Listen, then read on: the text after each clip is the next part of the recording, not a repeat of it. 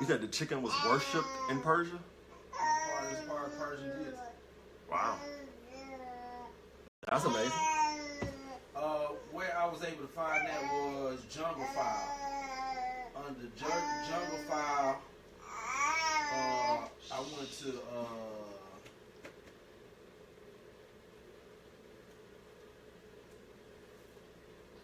You said jerk jungle file? no, under Jungle File. Jungle file? And that's a term that, you know, a lot of our nation is familiar with. Jungle file. Whenever we read the word chicken or come across the term chicken, everybody say it's a red jungle file, blue jungle file. And honestly, when you look into that, go ahead. When you look up the cock crow, it just say fowl, a male fowl. And it's obviously from the jungle. Look at how it acts. Greetings, everybody. I know I didn't tell y'all here that I had started, but I was saying some things that needed to be heard. I went there and pushed play. So, greetings and shalom, everybody. Let me see who are in here. Paper Girl. I got Paper Girl in here. Oh, yeah, she need to watch this. Chanouk, Chanouk. Ma shlomcha, actually. Eyal Goldstein, Shavua Tov, Aki.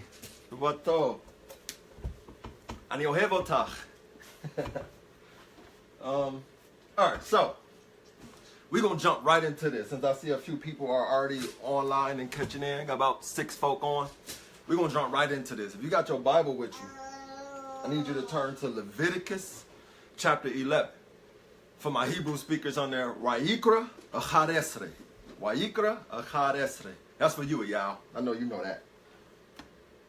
What we're going to do Leviticus chapter 11.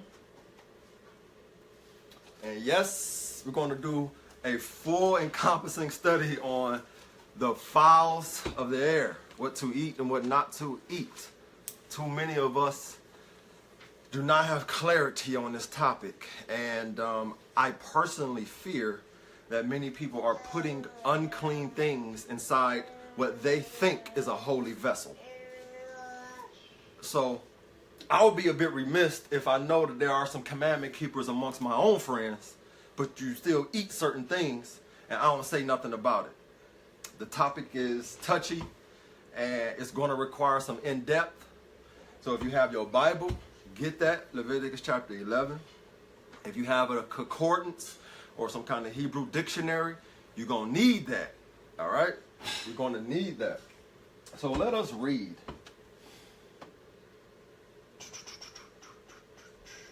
Leviticus chapter 11, verse 1. And the Lord spake unto Moshe and to Aharon, saying to them, Speak unto Bnei Yisrael, saying, These are the beasts which ye shall eat among all the beasts that are on the earth. So he goes into all the land creatures, and he covers that.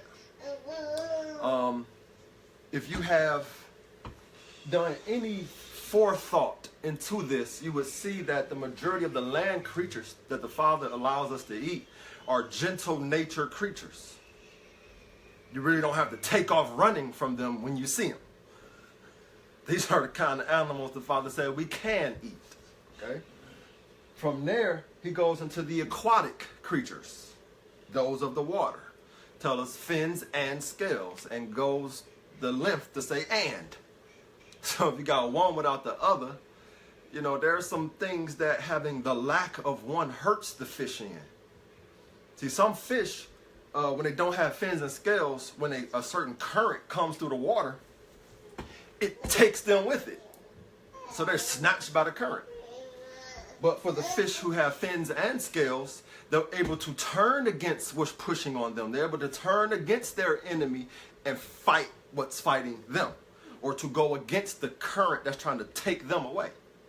See, there's spiritual implications to what Moses wanted us to know as well. It wasn't just, don't eat that, don't eat this, even though in black and white it comes off that way. I understand that. But we jumping past that. I just wanted to touch it as not to just ignore it. Jumping down to, what verses we at? 12, 13. Verse 13 say, And these are they which you shall have in abomination among the fowls. Abomination among the fowls. That means to look at it as filthy. That means to abhor or detest, like turn your nose up at it. Not just, nah, I don't like that, or nah, that ain't really my preference. But the word abomination is telling you to detest it, to look at it as filthy, grimy, you know, whatever other horrible or deplorable term you could think of. All right? So, and these are they which ye shall have an abomination amongst the fowls, flying creatures, or creatures with wings. They shall not be eaten. They are an abomination. And here we go. Here go to start. The eagle. I better not spell nothing wrong on social media. Looking at me. The eagle is the first word in the English. So for those who have their dictionaries with them, the word Moses uses here, that Moses used. We read earlier that the Lord spake to Moses, and Moses spoke to the children of Israel about what foods to eat and not to eat. So what language would Moses have been speaking? I said Moses. Moses have been speaking. Hebrew. Right? Of course that's the language he would have been speaking. Of course it is. So what's the word in Hebrew? The word in Hebrew, if I can remember my what's Razor Race? If I can remember my Hebrew, Nesher. I hope y'all can see that. Nesher is the word that Moses uses in Hebrew. So here we have, Moses did not say this word. He said that word, Nesher. And what does Nesher mean? Very simple.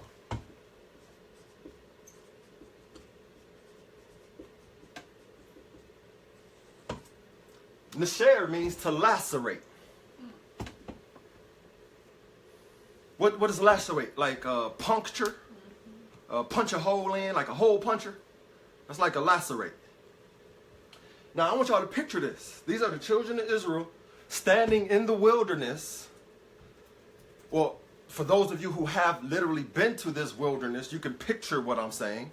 But these are the children of Israel standing in the wilderness, being given a list of animals to eat and not to eat.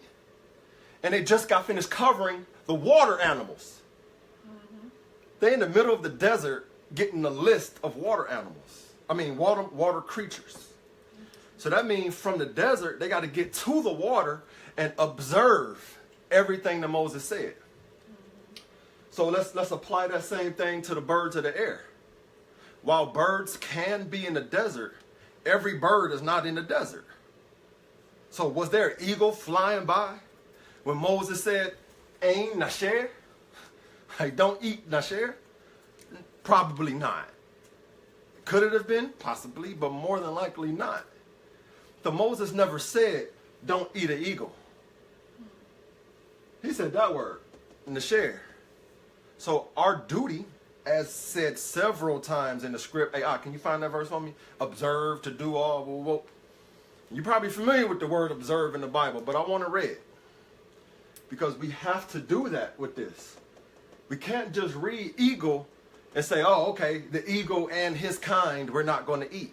But Moses didn't say that. The word eagle came about when the English Bible came about.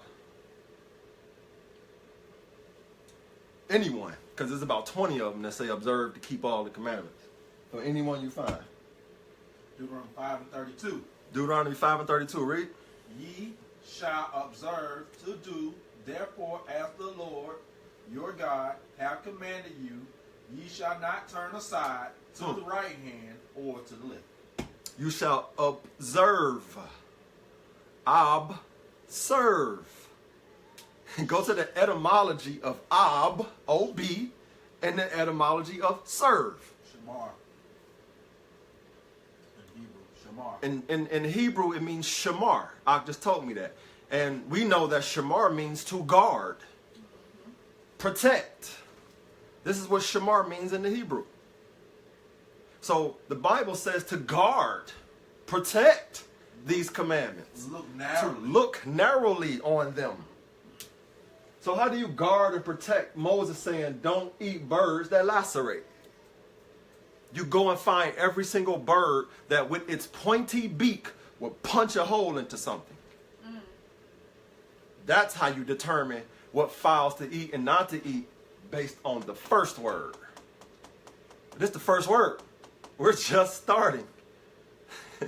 Let's get more into this. I'm going to leave that up there because when we're done, we're going to have a list. All right? The next word in verse Leviticus 11 and 13 is ossifrage. Anybody know what that is? Another An ossifrage, so it said, is a kind of an eagle. A kind. All right, well, let's see. Let's see. I really don't want to write that whole word out. All right, I'll just write it smaller. I'm going to write this word smaller, y'all. And it just is what it is. Ossifrage comes from the word... What's up? Go ahead. Everything's backwards. It's backwards? Yeah. Oh. Gotcha. Yeah. There you go. Oh, okay. I appreciate that. Yep. Good. Sorry about that, guys. I'll be forgetting about the little flip dip on the iPhone. All right. So we on the next word already. And the word that Moshe used was pedis. Pedis. That's pay. I don't want to hear nobody saying nothing about my pay. All right. Rish. Is that a? Oh, it's a samic. And a samic. All right. Y'all leave my Hebrew alone now. I ain't that practiced, but I got it. The word here is pedis. But what does pedis mean? Does pedis mean ossifrage? Does it? Here it's telling us it means claw. Huh. So Moses said nesher and pedis, which in translation means to puncture a hole into or to have claws. So here now we have two descriptions of two things to observe, to narrowly look upon, concerning what birds to eat and not to eat. So now we got to look upon all the birds that have claws. Claws or talons. I believe that's a military term too. They say Talon 1, Talon 2 when they're talking about their fighter jets or fighter birds that's going out. Talon 1 would be like one of the missiles on the thing. So the claws. Watch out for birds with claws. Now y'all done seen some claws now on eagles and different birds of prey. Falcons. The kind of claws that you see men got to put like covers on their arms to even catch the bird. Because that is not the kind of nail you want lacerating your flesh. All right? And already by now, if you got any spiritual wherewithal about yourself, you already see where I'm going with this. But we're going to finish the whole lesson here. Because there may be some people who still skeptic. And we're going to see if we can get that out the way and more of us become holy representations in body.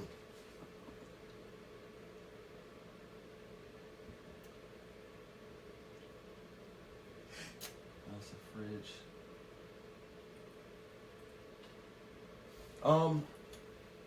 Each one of these words, I'm gonna go into the root word, because like here we got pedis, but it says claw, but in the Hebrew dictionary it says there's a more root term to that, which is literally spelled the same.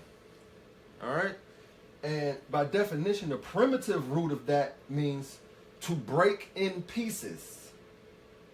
That is usually to split, usually without violence, to split or distribute. All right.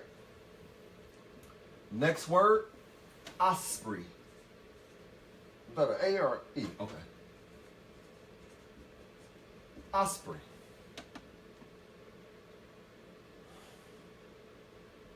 And the term we have here is uznia.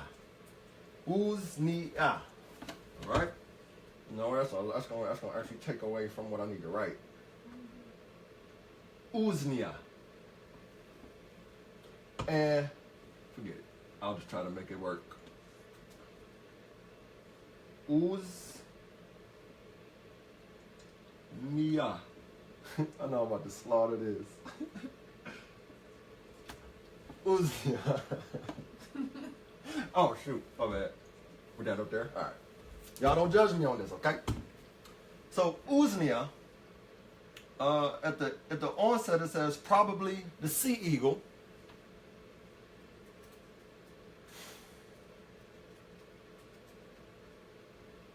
But what does the word ooze mean? Ooze. Come on, Hebrew scholars. What does ooze mean? It means strength. It means power. It means mighty. It means boldness. Uznia. I know a few brothers named Uznia. Okay? So Moses didn't say osprey. He said don't eat birds that's powerful, that's strong, that's loud and mighty. So already we got, I didn't finish writing that, my bad. Strong.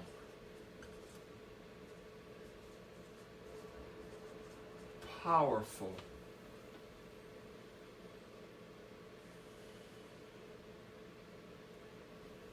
And let's say bold.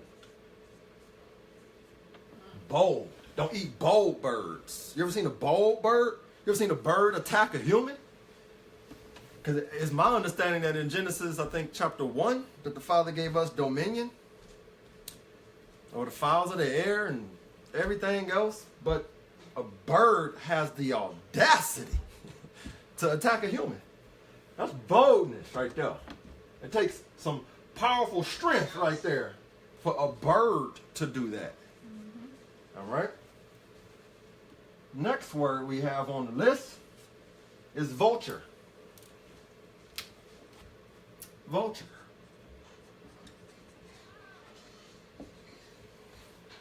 And the word there is da'ah.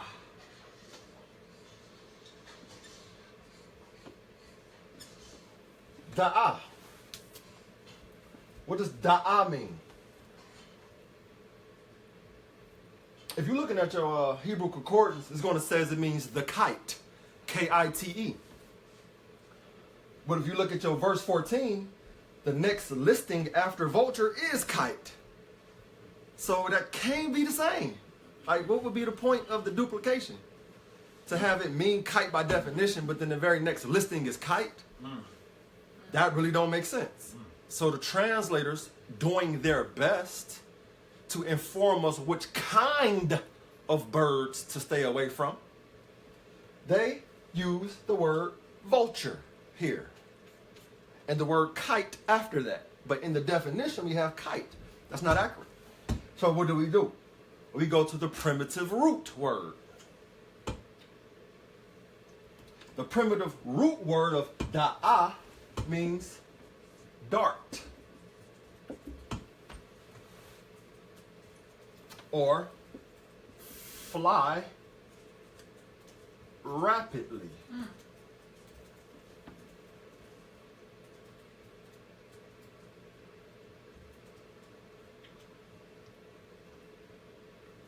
The word vulture, come on. Come on now. So Moses never said eagle, ostrich, osprey, or vulture. He said don't eat birds that lacerate, have claws, that are strong, powerful, and bold, that dart and fly rapidly. This is what the children of Israel is observing in their mentals as Moses says these Hebrew terms. He didn't say don't eat an asher and they thought about an eagle only. No, they didn't think about an eagle only. They didn't think about an ostrich only when Moses said pedis. No, and so on and so forth. Verse 14, next we got the kite. All right, let's jump over to the kite now.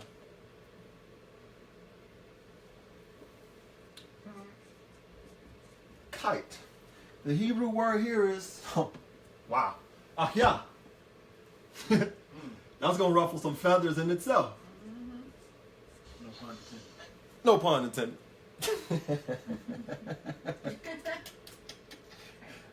So, Yah is the next term here. But look what it's saying. Ooh, it's about to get real, y'all. It's already real.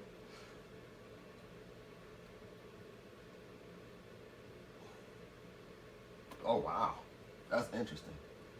So the word we have here is ayah, which means, a screamer, a bird that screams out loud noises. Did Moses just... No, I'm jumping ahead. All right, so Moses said, screamers. Don't eat birds that let out loud noises, like a screaming noise. Woo. Woo. And then the end of that verse says, after his kind. So the vulture and the kite, after their kind. All right, let's do that. Let's kind them. Birds that dart, fly rapidly, and scream. Don't eat those. All right? Hopefully by now you've gone through in your mind the kind of birds that you do eat that may or may not do this. All right? What's next? What we got after that? Oh, the raven. The raven. This should be interesting. The raven. Especially for people who know how to speak Hebrew, because there is something, we'll be saying good evening to somebody. Like good morning is what? Boker Tov. Good afternoon, Tovim Hasarayim. But what's good evening? Anybody know that? It's Ereb Tov or Oreb Tov. Why am I saying that? Because here in the Hebrew, we got the Ein, Vav, Resh, and Bet. That means Oreb, or evening, or dark.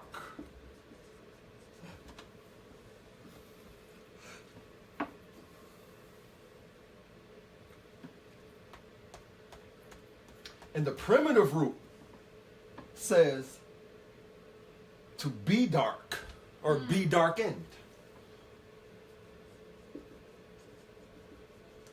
So darkened. So Moses said, don't eat birds that lacerate, punch holes into things, that have claws, strong, powerful, and bold, dart, fly rapidly, birds that scream, and birds that are dark. I'm going to keep going. Man, there's so many points I want to just leave this and jump into right now. So birds that are dark, and that verse say, verse 15, 11 and 15, every raven after his kind. So every dark bird that is dark or darkened. All right. Next word up. Ow. Again, here go another curveball for you Hebrew speakers.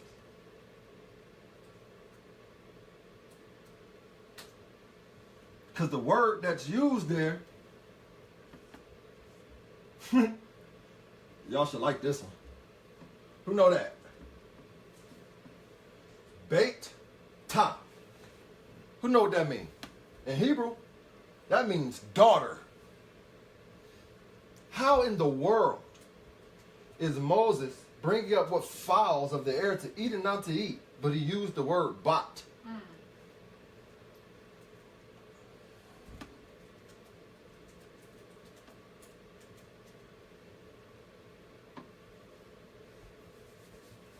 So what does that mean?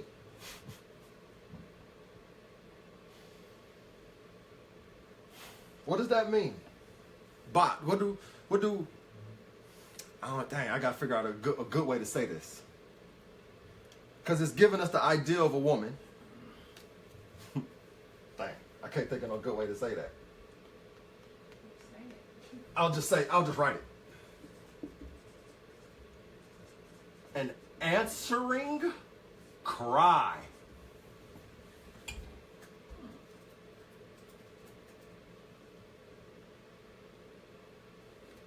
Okay. Now, here's why I get to have a little bit of fun at, because the very next one is the infamous Nighthawk. I'm so very curious to know what is a Nighthawk. Because, you know, I want to read that whole verse. It says the owl and the nighthawk and the cuckoo and the hawk after his kind. So we got two different kinds of hawk here. We got a nighthawk and a regular hawk. The heck is a nighthawk? Like, have you ever Googled that to see if you actually eat it? Because you don't know what it is. I know you don't. Because you never Googled it to see if you eat it.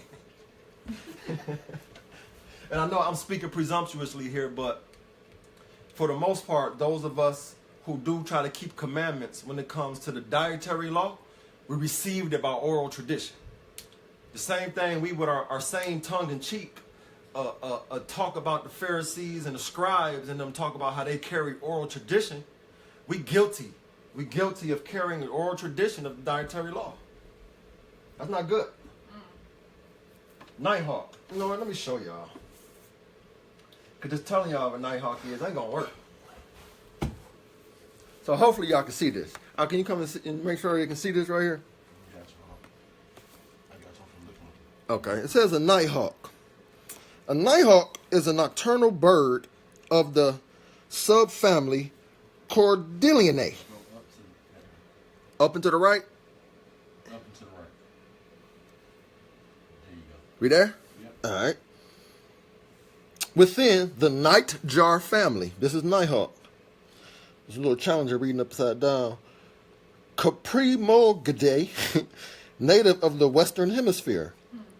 The term Nighthawk, first recorded in the King James Version of 1611, was originally a local name in England for the European nightjar. And that, my people, is your Nighthawk. It's a European bird re-rocked. But these people worked in Europe when Moses was talking to them. Now, were they? We do that too. Huh? The cuckoo. Oh, we get into the cuckoo. Yeah. Oh, we gonna get to that guy too. Yeah. We gonna get to that cuckoo, bro. Get that guy. That's just Wikipedia. Yeah. You can go to Wikipedia and look up the word Nighthawk, and Wikipedia tells you the term never existed before the King James Bible, 1611.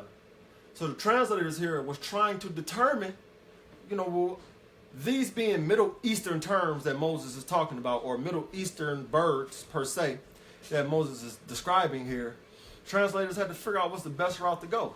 So the term Nighthawk, while everybody's avoiding not eating the Nighthawk, it don't exist. It's not real. Okay?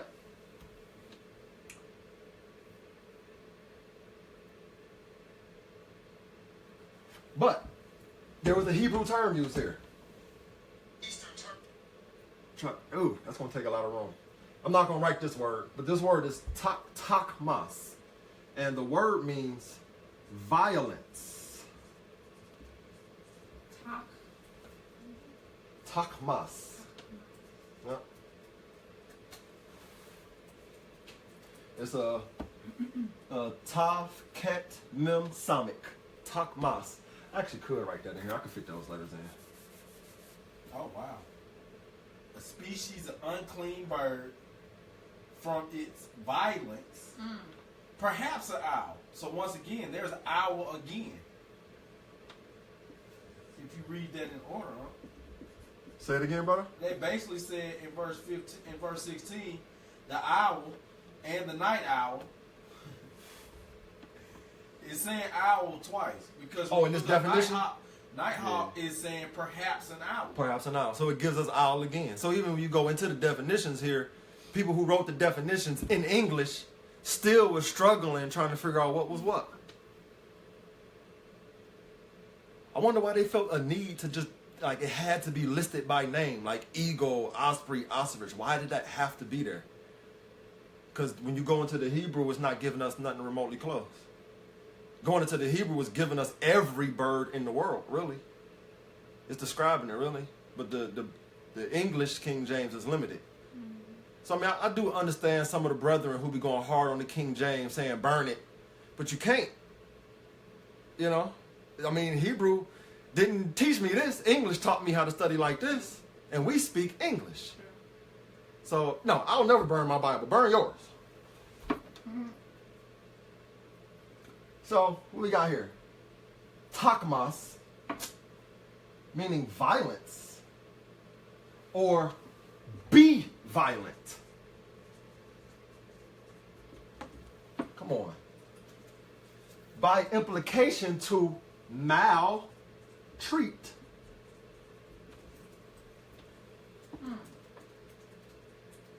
It means to take away violence. Okay, we can stick with those.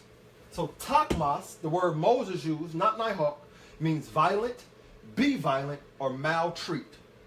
So now to observe, to look narrowly upon, we got to find every bird that acts violent. We got to find every bird that just is violent. We got to find every bird that maltreats its own kind as well as other kind. Just a maltreating, like angry bird. That's describing an angry bird. No matter what's going on, his day just, I'm ready to bite something, fight something. Y'all see where I'm going? The cuckoo.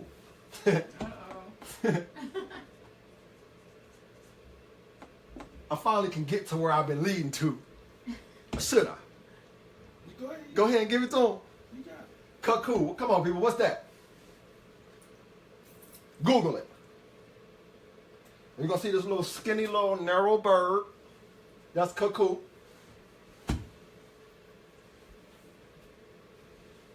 I ain't going to pause so you can pause and go see. But when you get a chance, after you Google cuckoo, I want you to go and see those pictures. I want you to go back and Google cuckoo rooster. Y'all know a rooster is a chicken, right? Now, some people are a bit antagonistic and they will say, well, the Bible only says cuckoo.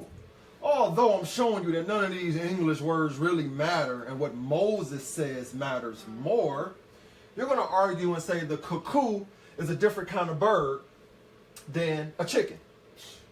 Regardless that you can go type in cuckoo rooster and actually get a whole list of chicken if you click on images. Sure do. Wouldn't it be best to just avoid all cuckoo? Like that'll make sure that your temple stays clean. Ain't no cuckoos going to my body. Either of this cuckoo family or that cuckoo family. That's simplified. All right? But the word here is sakaf. Sheen, ket, peso feet. All right? The word means to peel or emaciate. So Moses didn't say don't eat a cuckoo or a cuckoo rooster. He said don't eat birds that peel or emaciate. Emaciate. I'm going to start there and go backwards because explaining emaciate will help you understand what peel means. Emaciate means to slowly take something away, layer by layer, until it's gone. Like you can do an onion this way. You can emaciate an onion. Layer by layer, peel it off, and you'll see the layers. So obviously there are certain birds that come up to its food and peel it away layer by layer. All right? Obviously. Moses wouldn't have said it.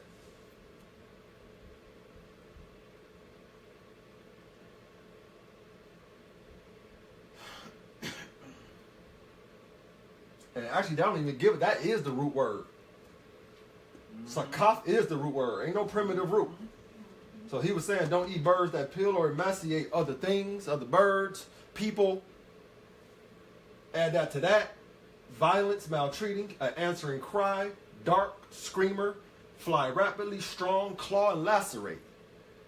This is how you determine which birds to eat and which birds not to eat to keep your body holy and clean. The next word is hawk. And Moses used the word nets. So there's a difference between nighthawk and hawk. There's a difference between nighthawk and hawk. Because the word here, nets, it got a strange definition to it, bro. A very strange definition. This word means flour. Let's bring this up to speed. Moses, children of Israel, middle of the wilderness. The desert is wilderness. I've been to it. Ain't no flowers out there, bro. The Father's with you if you find water.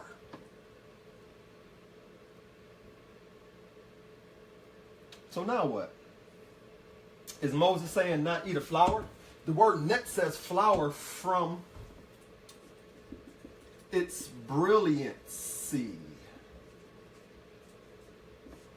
Flower from its brilliancy.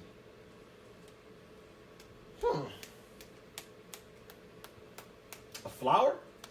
Why would Moses describe a flower talking about a bird? Oh, could it be the feathers on the bird? Could it be a colorful, beautiful to look at kind of bird?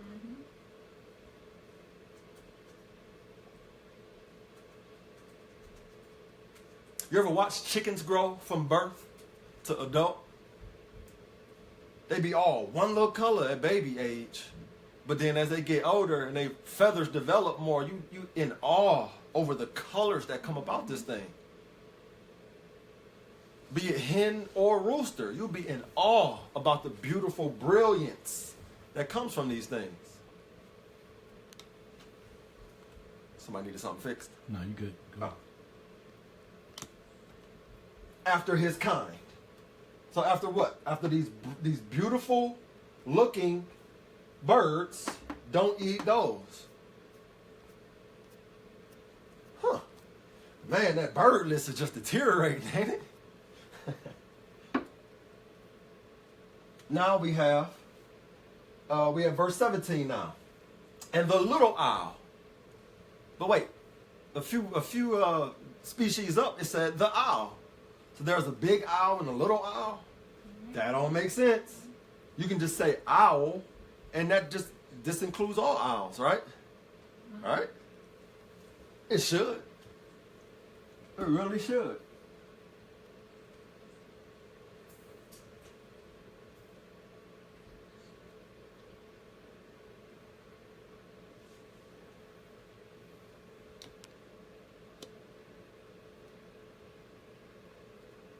And this gonna throw y'all through a loop because little owl. Wait. Let's get one. Okay, no. Little owl is koos. It's koos. Alright? The word koos means hold together.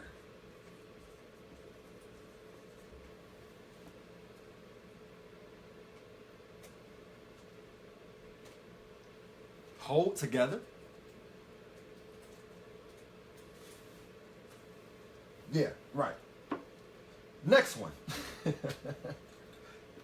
There's a cormorant. A cormorant. Wait, one of these. What was it? Vulture, eagle, rain, nighthawk, cuckoo. Yeah, cuckoo. I want to go back to cuckoo with dealing with this cormorant. And here in cuckoo, in the English it says, it describes a seagull. Or it tries to say that it's a seagull. But what does the seagull do? Seagulls hover over the water until they see something and they take a nosedive to go get what they want, right? These are seagulls.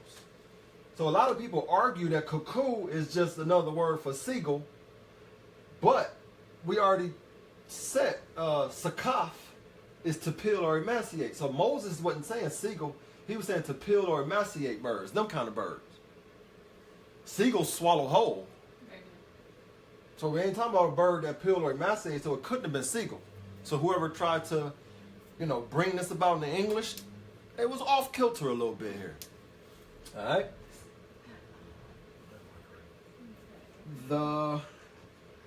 Where is it? The gull. Okay. So little owl, hold together, and we're down to the cormorant, verse 17. The little owl and the cormorant and the great owl. Yo, that's 3 owls already, y'all. And about 3 eagles too. About 3 eagles. Got a gear eagles. Gear eagle in there too. Oh yeah, gear eagle. Yeah, we coming up on that. And it comes back to a kind of vulture. But go ahead. Wow. So we still at cormorant. Let's deal with the cormorant. The cormorant. The Hebrew word here is shalach. Shalak. Shalak.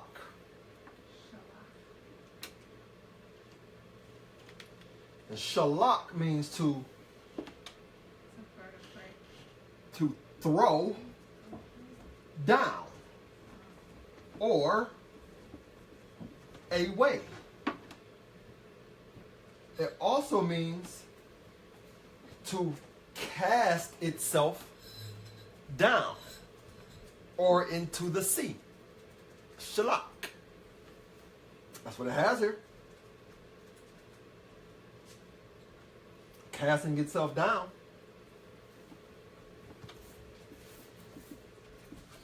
Into the sea. So there's the seagull right there. So you have it right in saying that we shouldn't be eating the seagull. But the seagull is not the cuckoo. It's not. Again, you got to keep in mind, we're not supposed to be reading these English terms and doing definitive lifestyle with it. That's good. We're not supposed to be doing that. You're supposed to observe, study to show yourself approved, go into the words that Moses used on what not to eat. And that's how we determine what's up with our bellies here.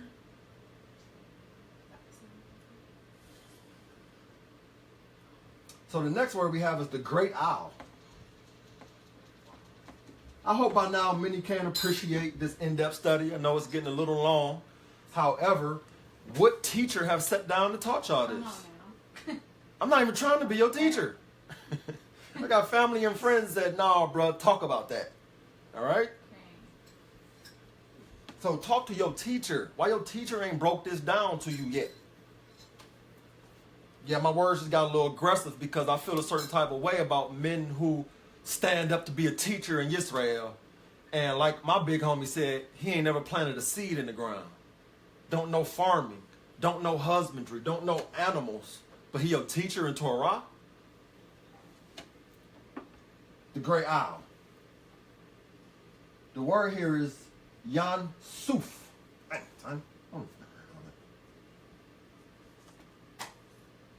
Yan with the Vav and Peso feet. Yan Suf. Yan Suf means a blowing cry. Let me go up. We got screamer up here, right? Then we have answering cry. Now we got a blowing cry. So Why? he didn't go peep, peep, leave him alone. They go tweet, tweet. Tweet, tweet, peep, peep, peep. Yeah, little tweets you can, it's just a tweet. But if these things is letting out some kind of sound that make you jump, make others jump, you hear way from a distance, that's a blowing cry, that's an answering cry, and that's a screamer. Moses said, the lawgiver said, don't eat that. It's the holy lawgiver. It's not Brother Dean. All right?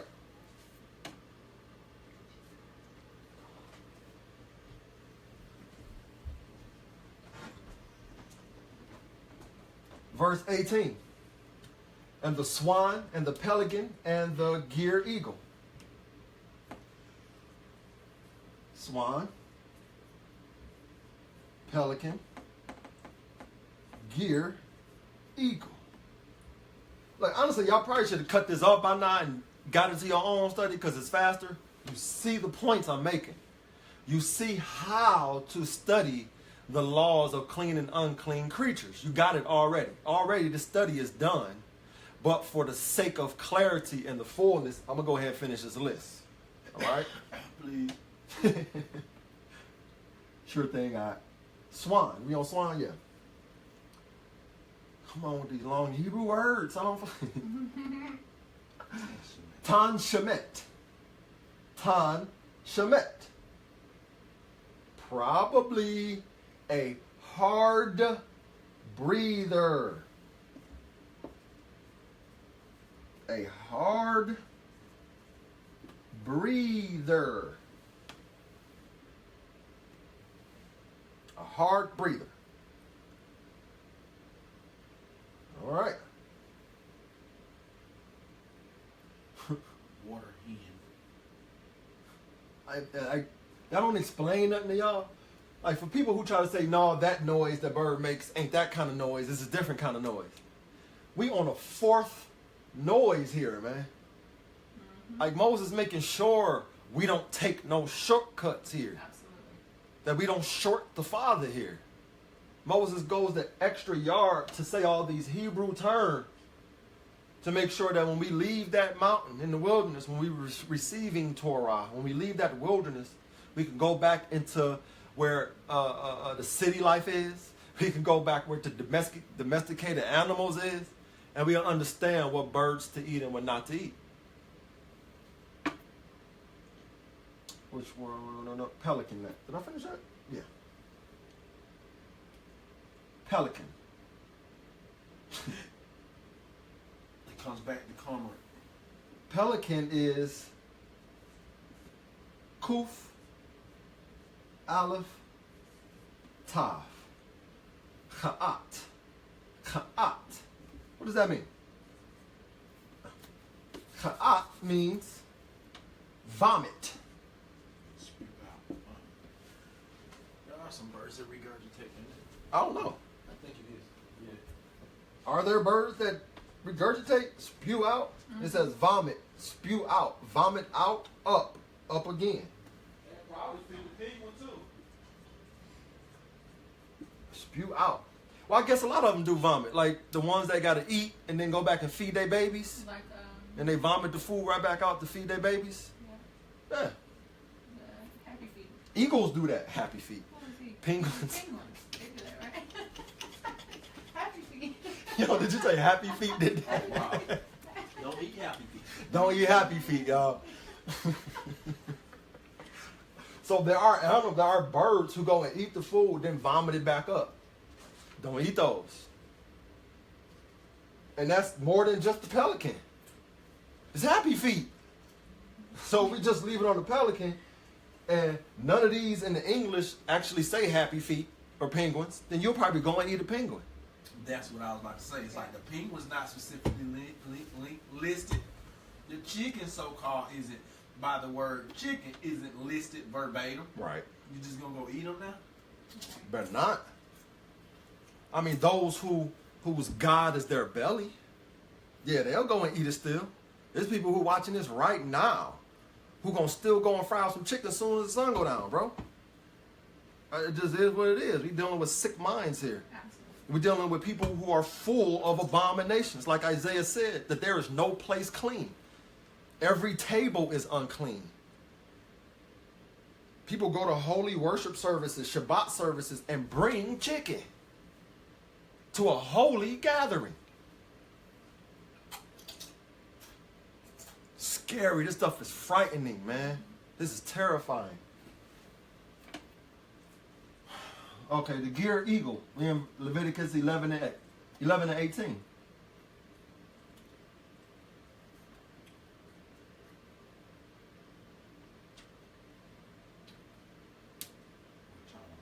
Actually, this don't really give us much of anything. Go right back to a pie and a vulture.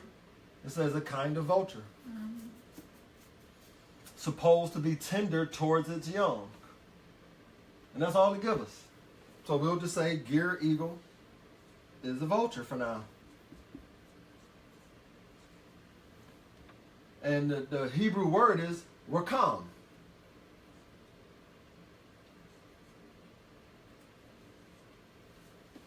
Rakam. Oh, wrong one. My bad. That's a sonic. So it's doing mem. All right. What's after gear eagle? The stork. Now, I'm gonna run out of room here, bro. I'm glad I turned it that way. Heck yeah. And you notice that when he breaks down the files, it's the longest list of things not to eat. He break down the fish just like that. Fins don't fin, no fins. He's like, he's still going.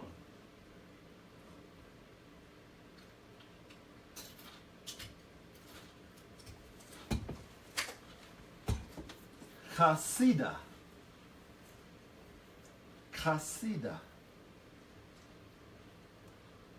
It's almost spelled Kasadia. Kasida says it's a maternal bird. Maternal bird. What could that mean? A maternal bird.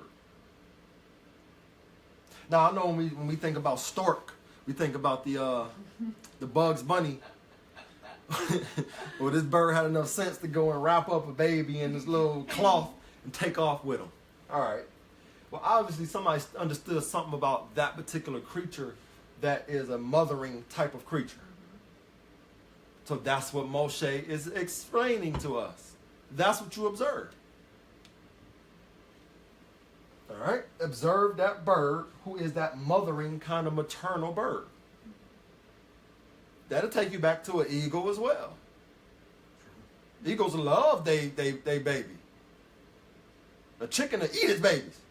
I've seen that.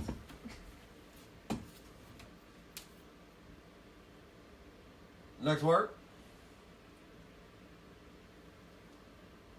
What? Son, I don't even know that word. Heron. It gave me a definition in heron that says, hold on, let me get the root word first.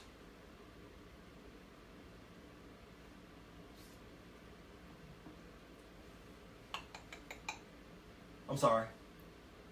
Anafa. The anafa. That's the English. So let me go there first. Anafa. Oh, that's a hay. All right. Anafa. It's from its word. I need somebody over here to Google this one. IRASCIBILITY.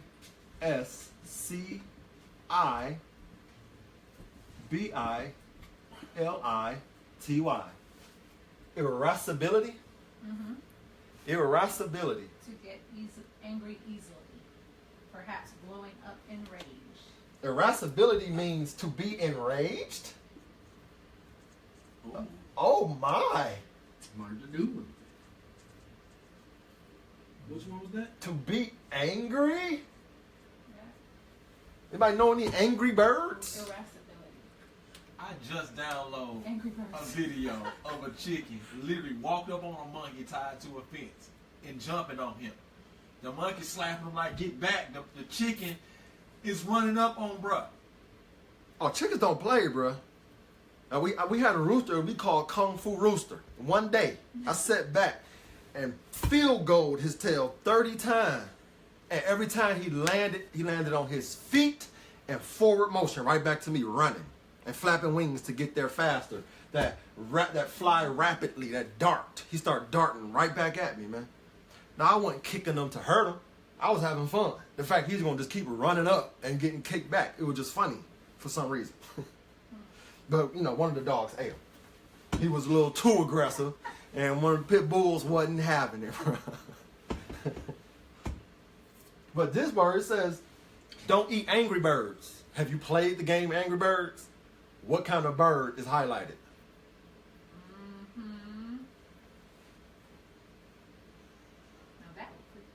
Come on here. We're almost at the end of this, people. Stick with me. Stick with me. It says, the heron after her kind. So don't eat no angry birds. If you peg a bird that's angry, don't eat it. Some birds you can look at like this, look angry. Mm-hmm. A falcon, that's an angry look. An eagle, it's an angry look. A chicken, that's a terrifying look. Like if I turn my back, he gonna peck me in my face or something. That's just what they look like. And they react that way too. But you get caught slipping. You ain't gotta be dead for a chicken to bite you. No.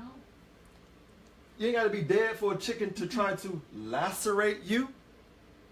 I don't. You ain't gotta be dead for a chicken to grab you with its claw.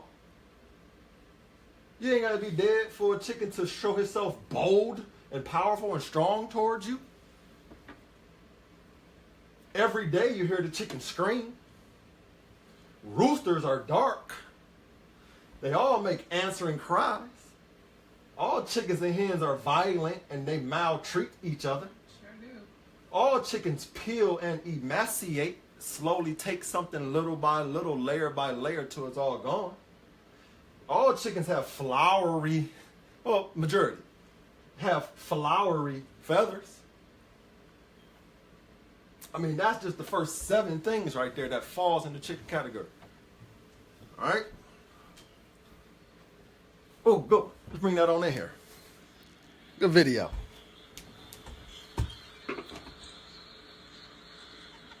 Wow. Who more scared? The monkey or the chicken? The monkey. The monkey done climbed up the fence and the chicken is still on the move. This is what our people are fighting to keep eating. Look at him. He ran up like, I'm going to get you, monkey. Like, man, I'm pausing. Yeah, I'm going to let that one marinate. The monkey is really, he's like, yo, bro, I'm tied up. It's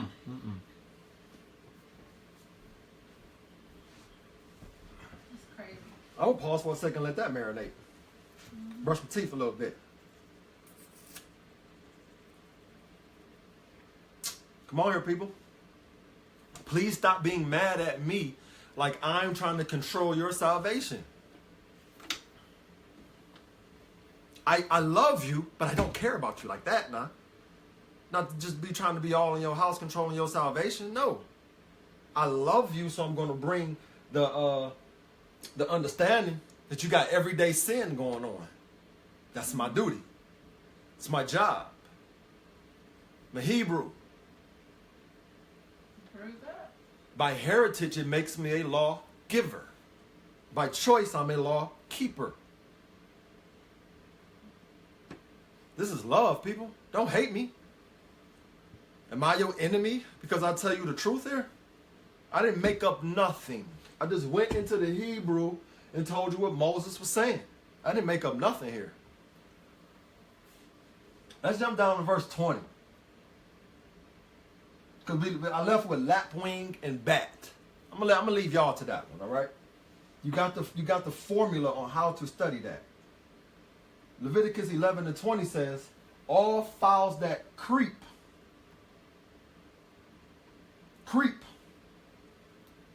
going upon all 4, shall be an abomination unto you. Now, I've heard various things on what it is about a fowl having 4s to creep on. All 4s. All right? And I'm not even going to get into that. Because that could go a few different ways. And heck, I don't agree or disagree with some of the creatures people brought up with that. And literally, I've never seen them until they was Googled. So I'm pretty sure we're not eating those. I pray. But all fowls that creep, the word creep is sherets. Sherets. It means to swarm. You know what swarm is? Swarm is like a group of very small creatures that all just come piling up on something or around something. Oh, you got a swarm going on? Yeah. Don't give it to them. Tell them don't call on Shabbat no more. This is a rooster gang raping of a hen until she dies. Oh, did you go that far with him? Yeah, you say They swarming. need to see it. We got some swarming going on, guys. Somebody come in and do they steal raw dog where it looks like these chicken and these hens is going at it until she's dead. How many of y'all let someone mount you until you dead? Sheesh. I'm gonna pause on that. You can go back to that Hebrew word, sir. That was it, bro. I mean, at this point, we could get into you are what you eat. How many people walk around angry all the time? By nature, how many of y'all try to cut somebody open with your tongue? Or you mistreat or maltreat somebody or be violent. How many men are violent towards their wives or mistreat their wives?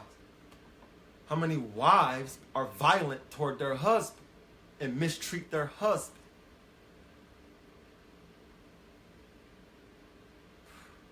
Anger is a very strong passion, people.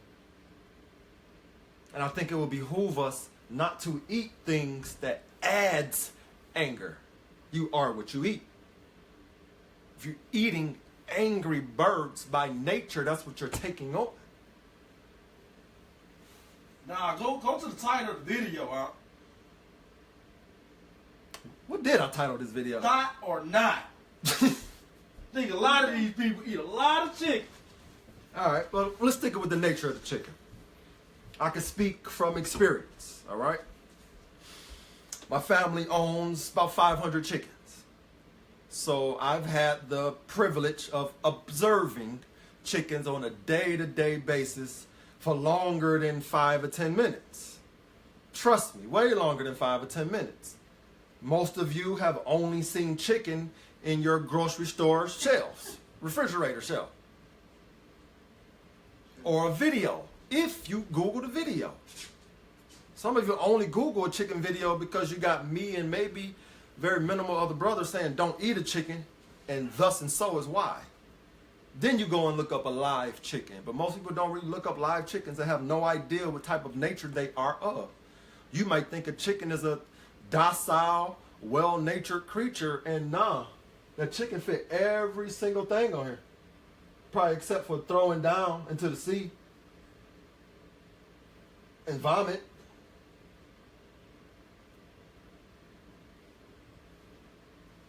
Man, I was really looking for something else not to fit on the chicken here, this list, but I can't find it. Let me look one more time.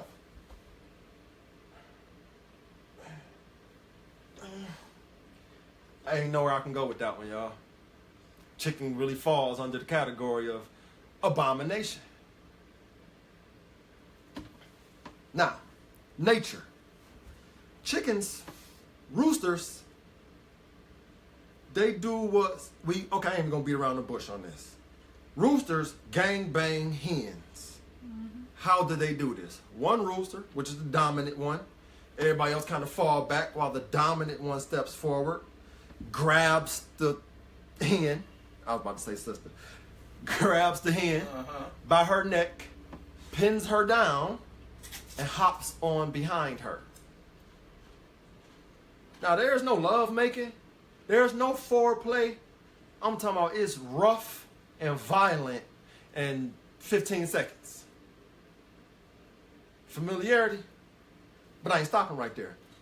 This rooster, then once he's done, he does this kind of shake when you know he reached his climax and hops off. But with his beak, he keeps the hen pinned down. Because them 15 seconds while he was on top of this hen behind her, about 5 or 6 roosters lined up behind them. And the rooster that's already on top, he know what the game is. So he don't just hop off and go off on his own. It ain't no fun if his rooster homies don't get none. So he keep her pinned down while the other one come and grabs her by the neck. Then he lets go. And slowly, one after the next, they take their turns. And they will continue to do this day after day till you see like the feathers on the back of the chicken she's completely bald from being banged on too much, right? Then with that exposed flesh, the chickens, because of how their oculars... Wait a minute. Are you suggesting this why sister wear hair? I'm just playing. Go ahead. Stay covered, my sisters. Stay covered. Because you're probably a chicken eater. And your chicken eating counterpart roosters is out here on the hunt. Now, getting back to getting sex to death, how do we relate that with humans? Well, here's it is. You got one chicken head that is constantly grabbed and pinned down by the other male roosters. And this is a continued cycle. So much so that the other roosters caught wind and they coming too. So now everybody getting some. Now, she has value while she can still be penetrated. And they're going to keep on doing it. But at what point does the chicken say, hey, stop. This is the mother of our babies. They don't. They keep on banging her till she can't stand anymore. Then when her feathers are all removed from all the rubbing and friction that was going on, they can see the flesh, so they start biting at it because it's a little shiny. You got a little pinkish thing, and the ocularness of chickens, they catch hold to shiny things. So they'll start biting and lacerate her from behind. They'll punch a hole inside of her. Not the one they sexing, a different hole with their beaks. Then they'll take their claws and open it up some more. And they will begin to peel away at her flesh. This is surely violence and mistreatment. And the way the sex is done, it's like they're angry at her. So all these things fall into line, and they do it to her till she's dead and useless to them. Dead and useless to them. How many brothers have done that to countless sisters in the hood? You hit it, you let your homeboy know, so he hit it. He let his homeboy know, so he hit it. She let all three of y'all hit. Now all three of y'all over at the same time. But then there comes that point where she's all used up. You ate her alive. Now her soul is dead on the inside. She's not useful to anybody. And everybody that see her see that she was used up, gang banged, and for somebody else's use. You can see it. Roosters fight all goddamn day over nothing. Bruh, over nothing. I mean, are you talking about Facebook post debates now? Oh, I was still talking about chickens. My Okay, bad. okay. My bad. If I even alluded to brothers going back and forth on Facebook or in the hood, my fault. Because I'm only talking about chickens here. Or am I? I'm only talking about you are what you eat here. So brothers gang banging over territory that ain't theirs. Wow. Them roosters fighting over a hen. I mean, not a hen. What you call it? No, the area that they in. Oh, the coop. Coop, thank you. The roosters is fighting over a coop. I mean, a corner that's not theirs. We own that coop. Bruh, how you gonna fight over it?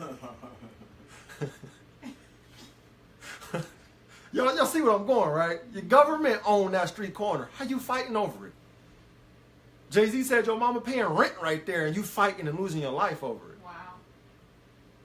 But you are what you eat. So I can understand. I can understand when groups of dudes get together in gang formations. I can understand when groups of dudes go have sex with one woman. I can understand when these dudes is fighting all day long for no reason.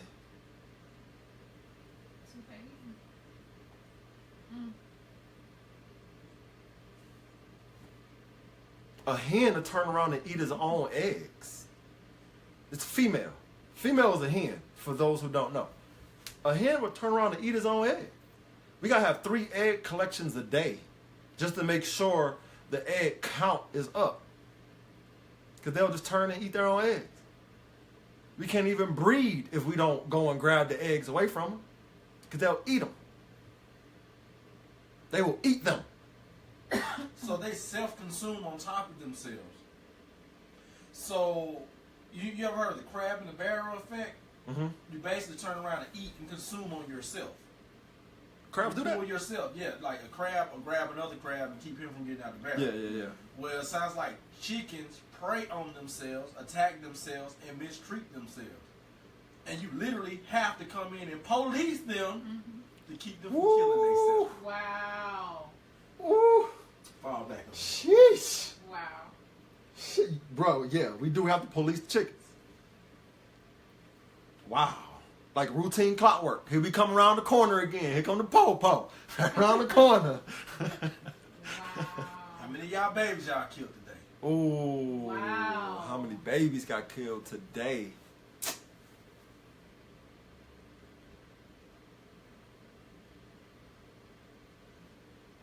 That's it. Let me turn this thing around and get some questions here. There's tons. Someone is asking if you give a list of clean files too. You said there's tons of questions in here? Oh, yes. Yeah. Quite a few. All right. Well, I'm about to try to answer some questions. I'm going to try. Whoa, this list is nonstop. Oh, it's not playing over there. Not at all. Whoa.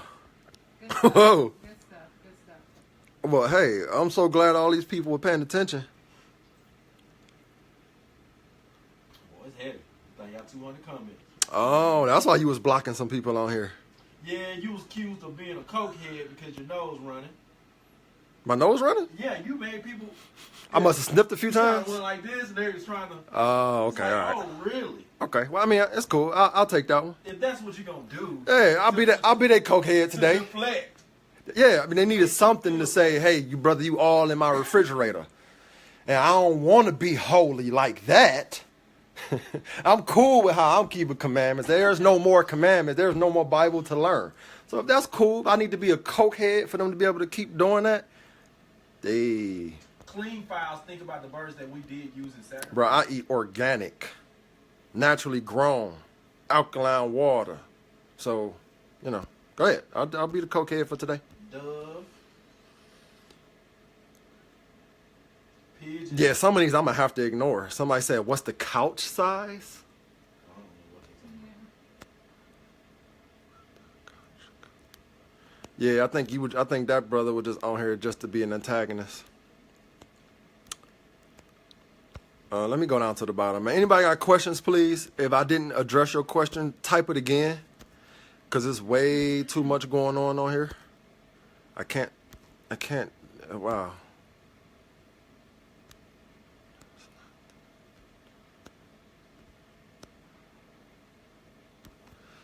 Come on, wow, I'm still scrolling to the bottom, y'all. Yes, there's a question about a list of clean files. What some things people can't eat. Yeah, the files you can't eat, but I mean, considering that he didn't make a list in the Torah. Let me get this Philo. I want to read Philo to y'all. Considering he didn't make a full list of clean birds, he specifically wanted you to look at the actions of those birds. He's like, oh, here go the clean birds, and then here are the ones you don't eat. But if you just try to generalize, say, it's like he really makes you look at how they act. Yeah, you have to. You have to be real peculiar about eating them. You have to. But I will say, to give you a very immediate answer, in the scripture, the Father gave our ancestors quails to eat. All right? We never have not one mention of him giving us chicken to eat. He gave us quails, though, and that's for sure. And a chicken wasn't ever sacrificed in our system of worship either. And Oh, that's a good- chickens never made it to the altar. that's good information. But you'll see pigeons on the altar. You'll see doves on the altar. You'll see turtle doves on the altar. You'll see those. The altar was for clean beasts. You never got the chicken to the altar. All right? The Persians put the chicken on their altars. So, Sheesh. All right, people. So here we are. Not Josephus. Wow. Philo. And I said Josephus because you're really not going to be able to get to him without talking about Josephus. And you shouldn't have got too far into Josephus without hearing about Philo. These men lived around the same time. They knew each other. They both were Hebrew Israelite Levites from the priestly tribe. So well-qualified men here. Holy rollers, whom I will believe them over you any day. Now, this section says concerning flying creatures. I'm going to read this. I'm going to read what the ancient holy roller said about flying creatures. Having therefore in his ordinances already gone through all the different kind of land animals and of those who live in the water, and having distinguished them in his code of laws as accurately as it was possible, Moses begins to investigate the remaining class of animals in the air, the innumerable kinds of flying creatures. Innumerable. So the English list don't even cover all of it. So you have to observe all these Hebrew terms: lacerate, claw, nesher, lacerate, penis, claw, uznia, strong, da'ah, dart. You got to go through all these Hebrew terms to come to the conclusion here. But I'm reading. The innumerable kinds of flying creatures, rejecting all those which prey upon one another or upon man. Oh, wow. I will read that again. Thank you. Glory. Moses rejecting all those which prey upon one another or upon man. All carnivorous birds. Go ahead. If we are what we eat, why would we want to eat something that preys on itself? And considering the mindset of our people currently, we the most think New Orleans during Katrina. Whew. It got ugly. I heard of some people raping men's wives. The baby. Stuck in the Superdome, yep. Stuck in the Superdome with a gun pointed at the husband, raping his wife. That's some chicken. That's some chicken like attributes. That's some chicken-ish. Absolutely. That's chicken-ish. Stuck in a coop. Wow. Oh, wow. Yeah. They start preying upon each other. Preying upon each other. Oh, who's the weakling inside the circle? We're Who's stuck. Yep. Yep. How savage is that? Savage. Whew. Rejecting all those which prey upon one another or upon man, all carnivorous birds. In short, all animals which are venomous and all which have any power of plotting against others. Wow. So if he got a mind to plot against anything, fall back.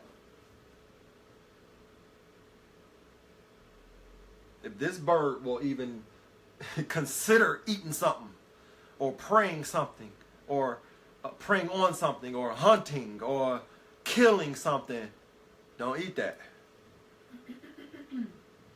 Why would you want to anyway? But, you know, I think many people just don't know about the chicken. I agree. They just don't. No. So even those who, when I first was doing posts and videos and they get angry at me, I know they don't know the chicken. So, you know, that's kind of kept my cool. Because I'm arguing with savage-minded people. I'm arguing with people who ate anger yet last night. You had anger for dinner. And you're going to argue with, you had anger for lunch. You probably stopped at Chick-fil-A and then got on Facebook and saw my post. You just got finished eating anger. So I can't get mad at them. They don't know no better. They're destroyed for lack of knowledge. So would quail be the only fowl so far? You got quail. You got pigeons, turtle doves. So we can't. Some people say geese. You got the cranes. You got crane birds. Mm-hmm. I found a picture called the Vatican Persian cock. 1919, printed on a fabric square of Persian cock or Persian bird, design belonging to the Vatican, Holy See, in Rome, dating 1600 CE. something about the chicken. So Persia and Rome deified the chicken and made him like top of the food chain for human consumption. But why isn't it a stigma that white people like chicken then? Why is it on these Hebrews? Because we was captive in Rome before we came here. And if slaves ate the bottom of the barrel, why did slaves eat pork and chicken? Those two things you can give a slave, pork and chicken. Pork and chicken. When you go to You see the signs on the plantation. wait. I know the name of this place. The Shirley Plantation. When you go to the Shirley Plantation, that's the very first plantation in American soil. It's a museum now. When you walk into it, when you walk into the kitchen, there's a sign on it that says pork and chicken was the meat of principal consequence. The fact that slaves woke up today, they had to eat chicken and pork. It was your consequence. You shouldn't walk up today then. I mean, that's not funny. I really shouldn't even be laughing at that. But it's in bold letters. I used to have it on my Facebook. I probably can find it if I go dig deep enough. But the Shirley Plantation in Jamestown, Virginia. The meat of principal consequence.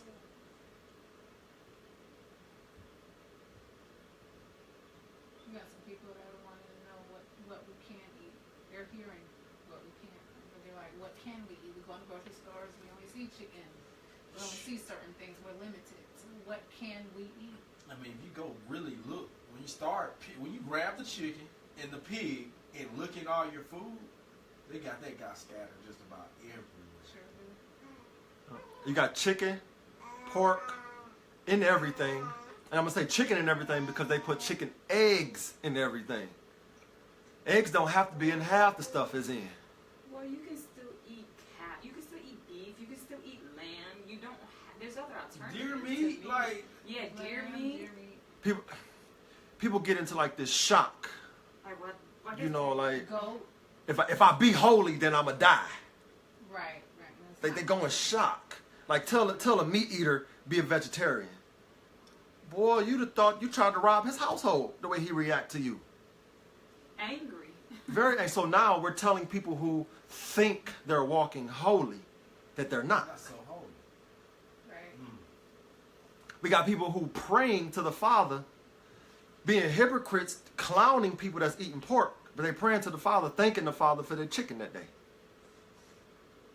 But we'll look down through their nose at Christians who eat pork.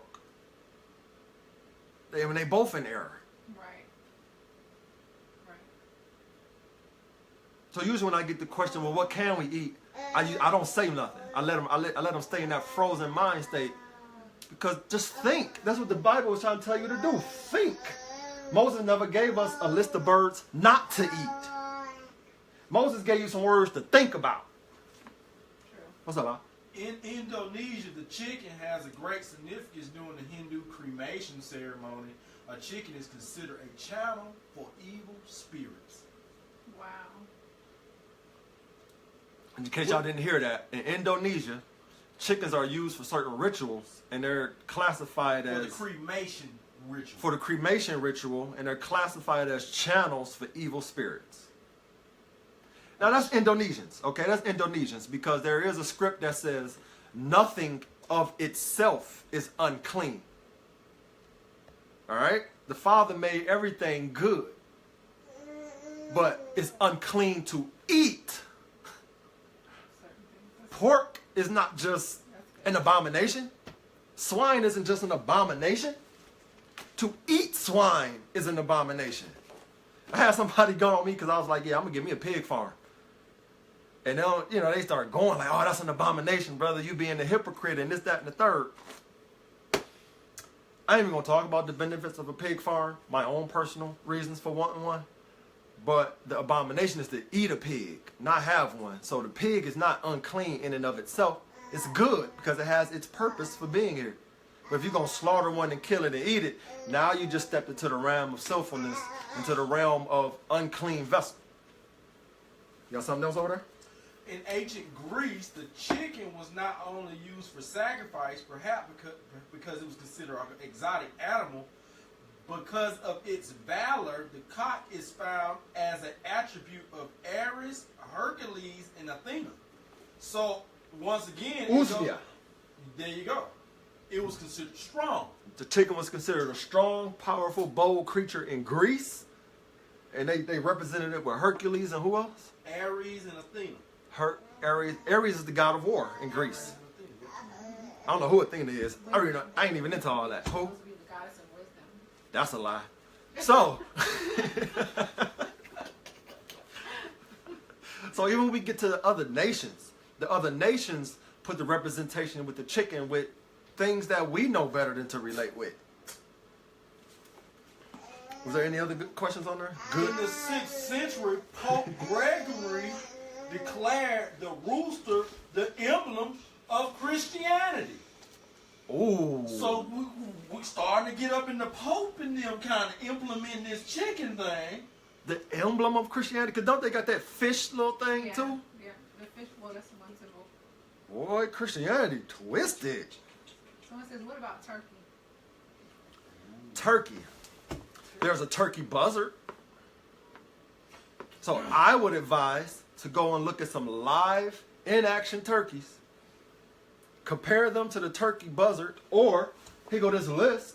I mean, honestly, y'all don't even have to ask me no more about what to eat and what not to eat with fowls. That was the whole point of this list right here. Screenshot me. Look, I'm going to smile. All right, so next time y'all think about what to eat and not to eat, screenshot, go get my picture of me smiling, and here's the list. You don't have to ask no man. You don't even have to pray about it at this point. You got the whole list. You've been had it. You had it in Hebrew the whole time. You just didn't study to show yourself approved. And now those excuses are being tossed out the window. Because now you have the formula on how to study on what foods is clean and unclean. Any other questions on there? Those are the most recent ones. Let me see if I can get up here and see instantly because it's I feel like chicken eating is season. witchcraft caused by the Jewish people.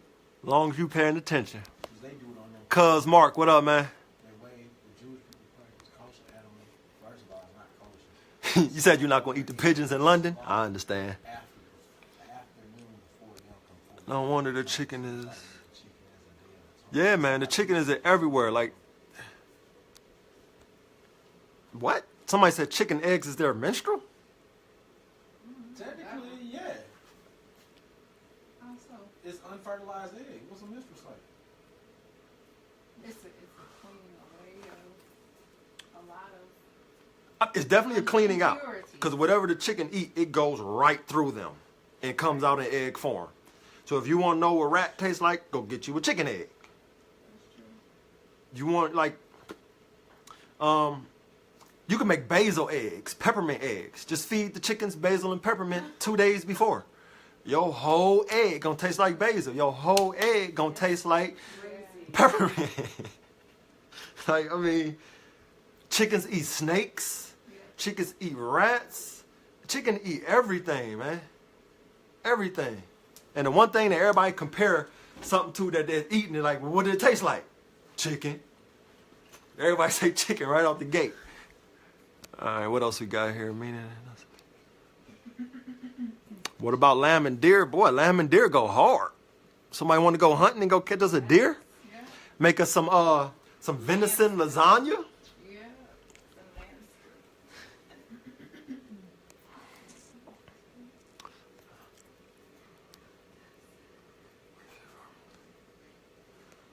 All right.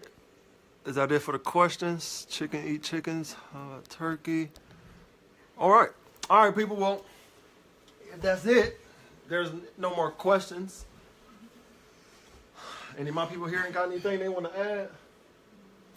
This pretty much sums it up. Here go your list of what birds to eat and not to eat. And for clarity's sake, Moses never said eagle. He said nasher, which means lacerate. So your duty is to observe all birds that lacerate. And that's the same duty for all this. You have to observe to keep the law. Go ahead. Keep this wordplay. A cockatrice Oh, I'm glad you brought that up. was supposed to have been born from the egg laid by a rooster, What? as well as killed by a rooster's caw.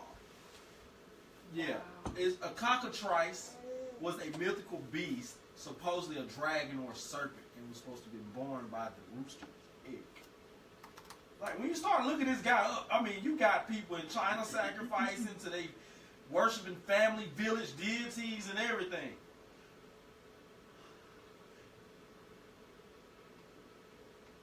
And I don't see the Most High blending it in his sacrifices at all. But I see the strange nations blending the chicken in there.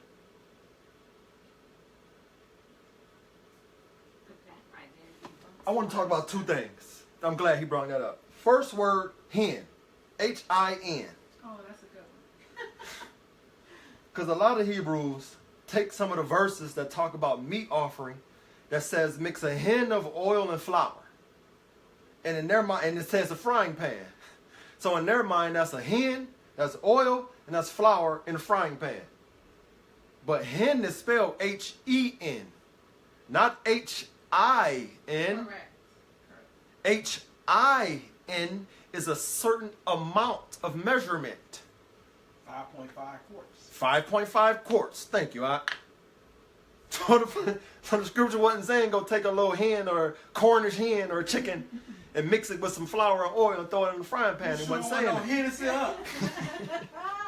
He said take a little bit of hen. Little hen, little henny hen. So they were saying fried chicken. Yeah, that's a day. Right.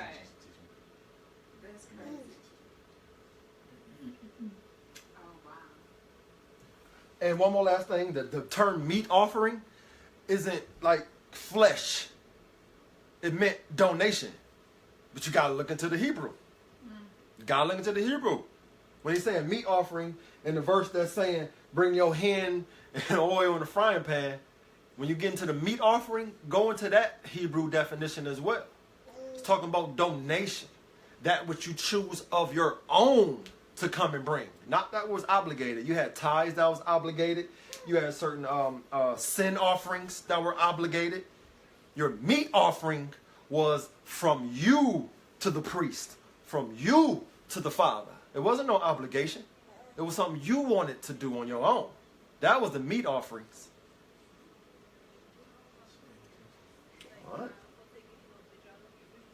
All right.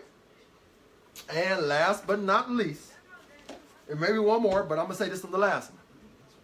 You got the Messiah in the New Testament. Yes, I said the New Testament Messiah is on his way to bear his cross. And he had told one of his disciples, you're going to deny me 3 times before the cock crow. One thing that's often overlooked is that these are black people. These are us in this Bible. The Hebrews is us. So let's take us and put us in that time. Chicken eaters. Like how much we love to eat this bird, this yard bird. If indeed we them saved people that have that same appetite during the Feast of Unleavened Bread, during Passover, is when the Mashiach was murdered. There was food being cooked at that time too. How ironic is it for a chicken to just be loosely running around during one of our feasting times? That chicken sure wouldn't survive today. One of the holy feasts came up. Sure wouldn't.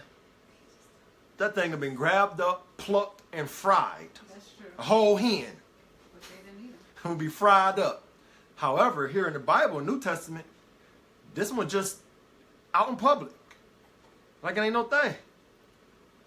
He in the courts where people getting charged for all kind of blasphemy and come on here.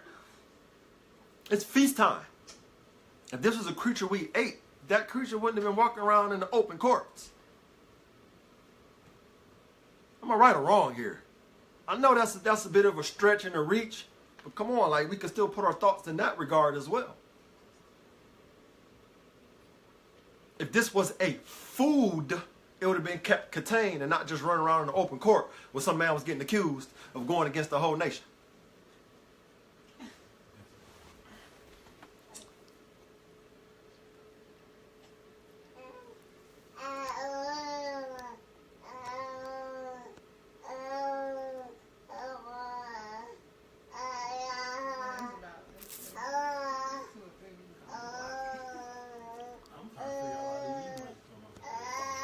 Male birds aren't killed from what I learned from my grandfather's farm.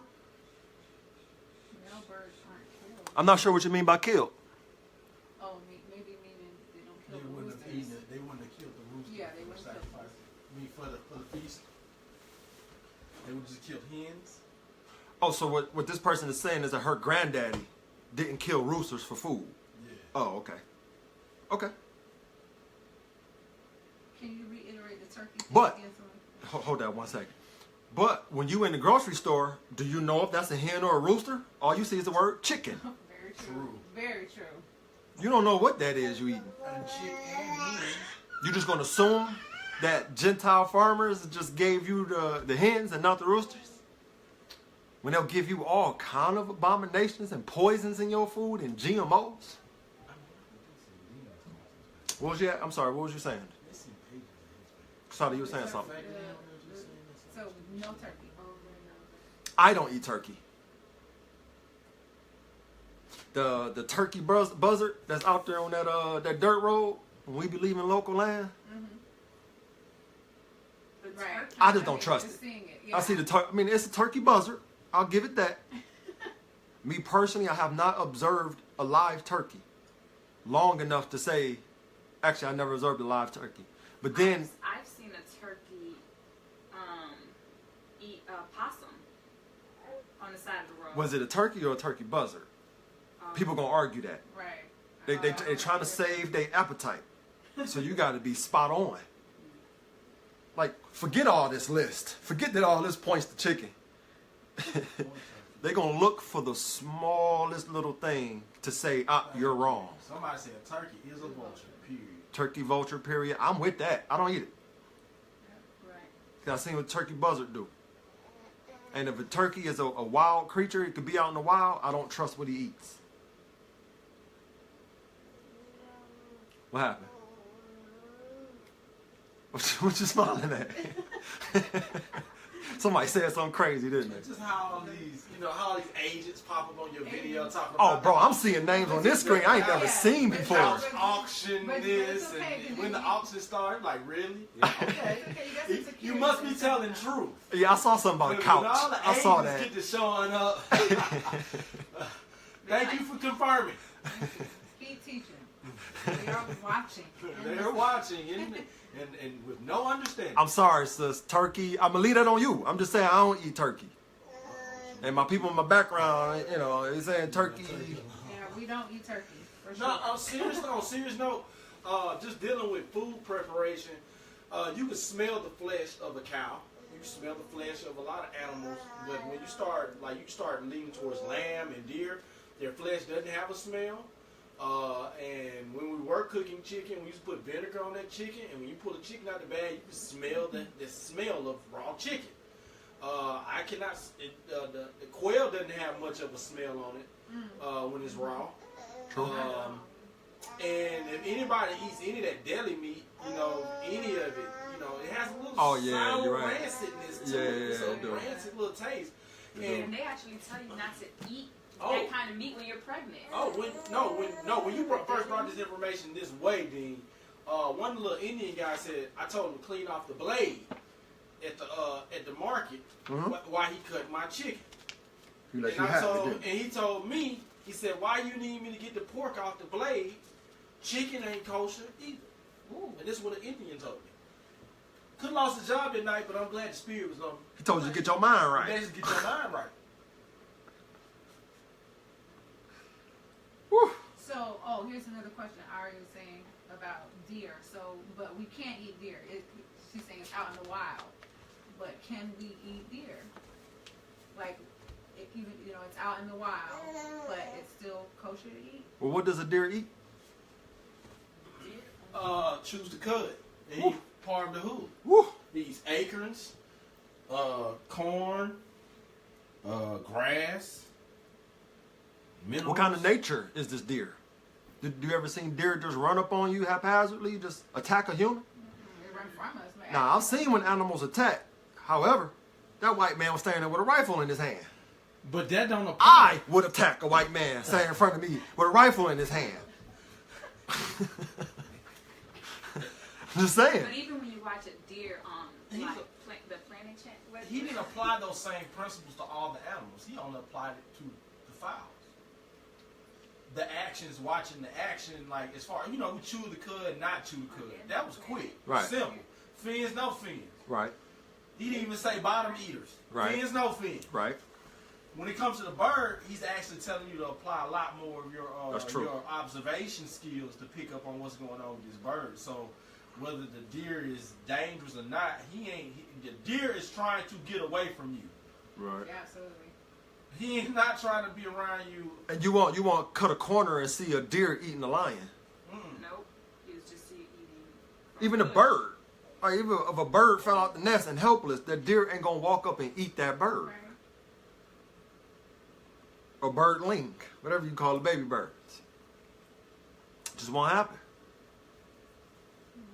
But people do that often though. When we talk about the fowls of the air, they jump back into what sea creatures do. They jump back into over what land animals do.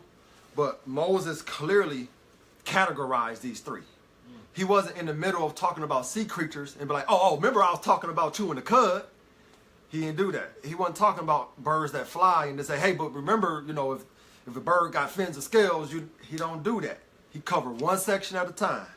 So these are three categories of how we are to eat. What was that? That was a long statement I just saw. People in terror here can't be righteous if I agree on your being distraction. I appreciate that, brother. He said people have terrible spirits and claim to be righteous. If you don't agree, move on. You are being a distraction.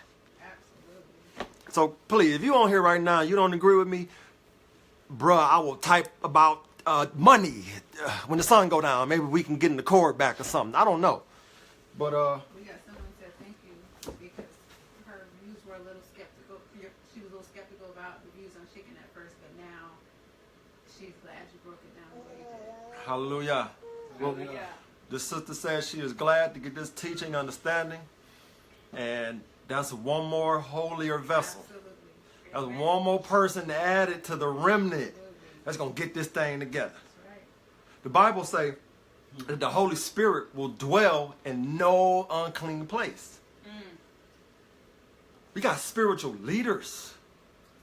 Leaders of Knesset's, camp leaders, saying they hearing from the Father, saying they filled with the Spirit, Wow. but they eating chicken every day. That's not true. I'm talking about your spirit-filledness, brother. You can't be that holy when your table unclean. Your vessel, your body is constantly unclean. You've been in Hebrew for 10 years, eating chicken for 10 years. And you want to say you're holy? You want to say you're spirit-filled? It don't work that way. You can't just choose any commandments you want and it amazes me the violent responses I get on this chicken thing. Is a verse in the New Testament. You're talking to That's true. people That's to eat a violent bird. You're right. So You're they're right. going to ruffle their feathers up. They're going to peck. They're going to scratch and bite and claw just like the bird they eat. Someone said they're going to fast until they figure this out. That's a good start. That is a good start. Fasting will help in the overcoming of your appetite. When your flesh rises up and say, I want that thing.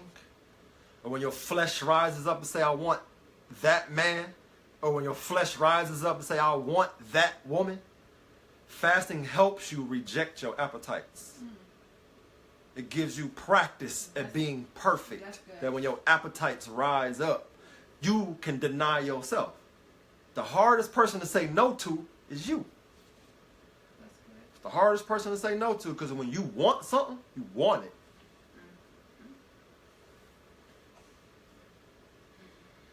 However, we're talking about something that you want that's not lawful to want. It's not lawful to want that. So we have to overcome it. And if fasting is how you're going to do that and gain a dominance over your flesh, strengthening your spirit, man, please, by all means, fast. By all means. We need more of these videos from you.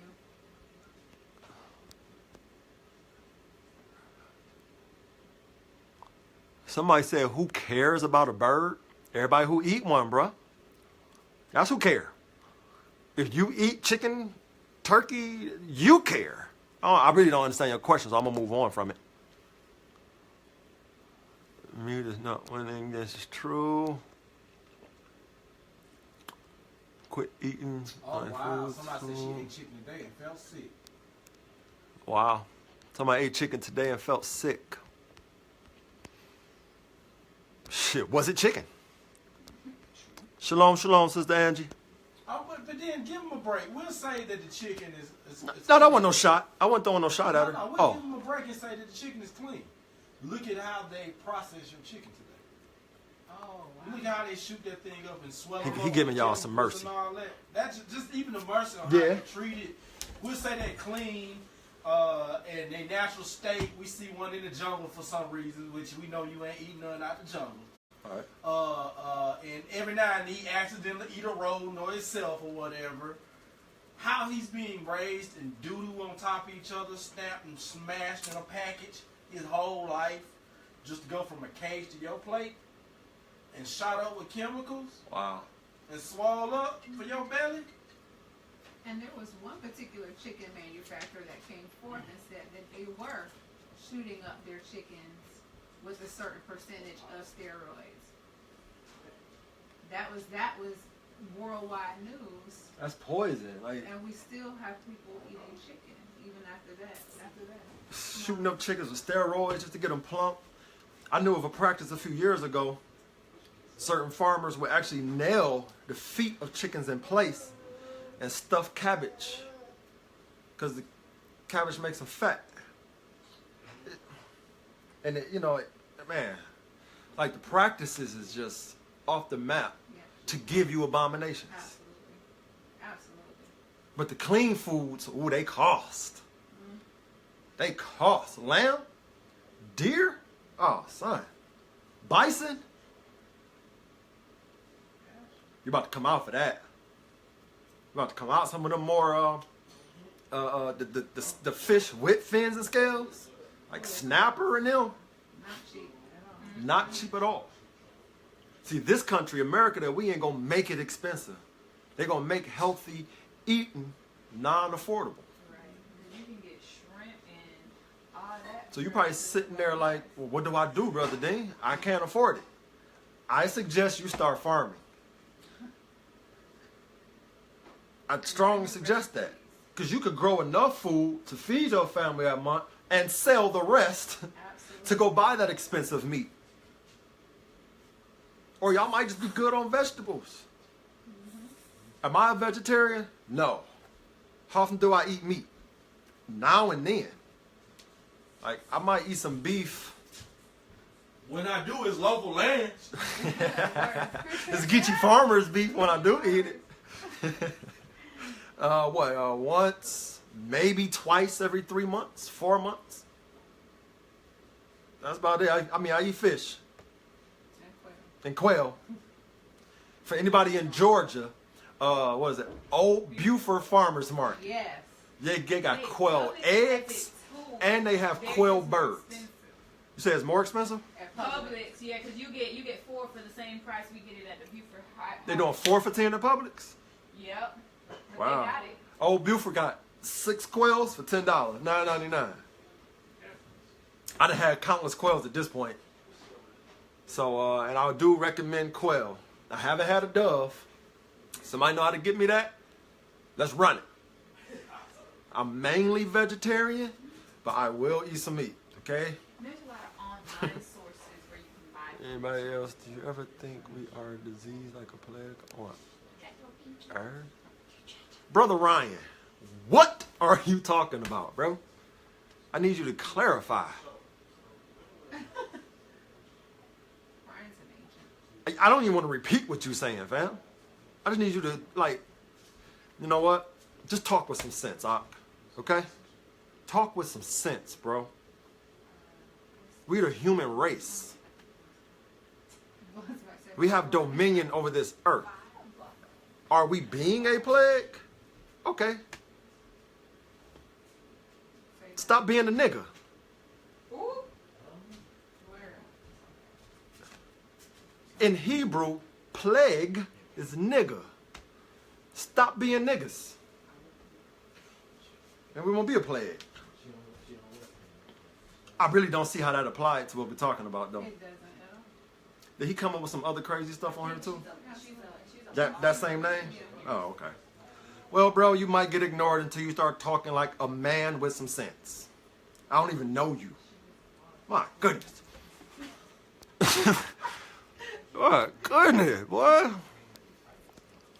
Every day, Sister Raquel said, I deny myself every day, but I got to eat. I actually forget to eat which foods give energy.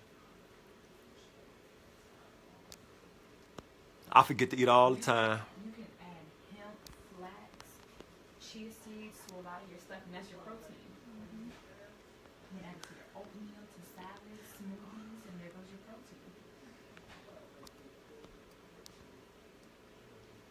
Somebody say soy is the devil too? Dang. I keep hearing that. Because the estrogen it contains. Soy contains like Too much of anything is not good for you. Oh, wow. I got a lot of scrolling to do here. Yeah, that's a lot of them. Yeah, Old Buford Highway, that farmer's market, that's the only one I'm familiar with that have quail. And once I found out that they had it, I really stopped looking. I stopped looking around at other places for it. Not just Old Buford, but the public too for area botanists, right? Oh, Publix. There we go. Publix is somewhere everywhere. So that you know, that don't just designate quails in Georgia, though there is a company in Georgia called Quail Plantation. So, you know, we would have a lot of quail here in Georgia. But you can go to Publix and find some quail. Just ask the manager. They know where the quail at. It's their job to know. If I ship orders, we ship organic tea. Yes, we do. We definitely ship tea out. Why? Because it's the lightest thing to ship. You could buy a whole pound of it and it's only a pound. You know, with food, like what we got? We got broccoli right now. If I send you about 10 heads of broccoli, we talking about 5 pounds of food. Now you paying for that 5 pounds of shipping. And it's food, so it has to be shipped in a certain container. And you paying for that. So yeah, we will ship overnight, but we're not paying the shipping fees. That's why, you know, I urge everybody to start some farming. Get with some farmers. Your government probably got all kind of things out there for urban farming right now. Yeah. All right? The agents are there. Yeah, some of these comments, man, all I can do is laugh.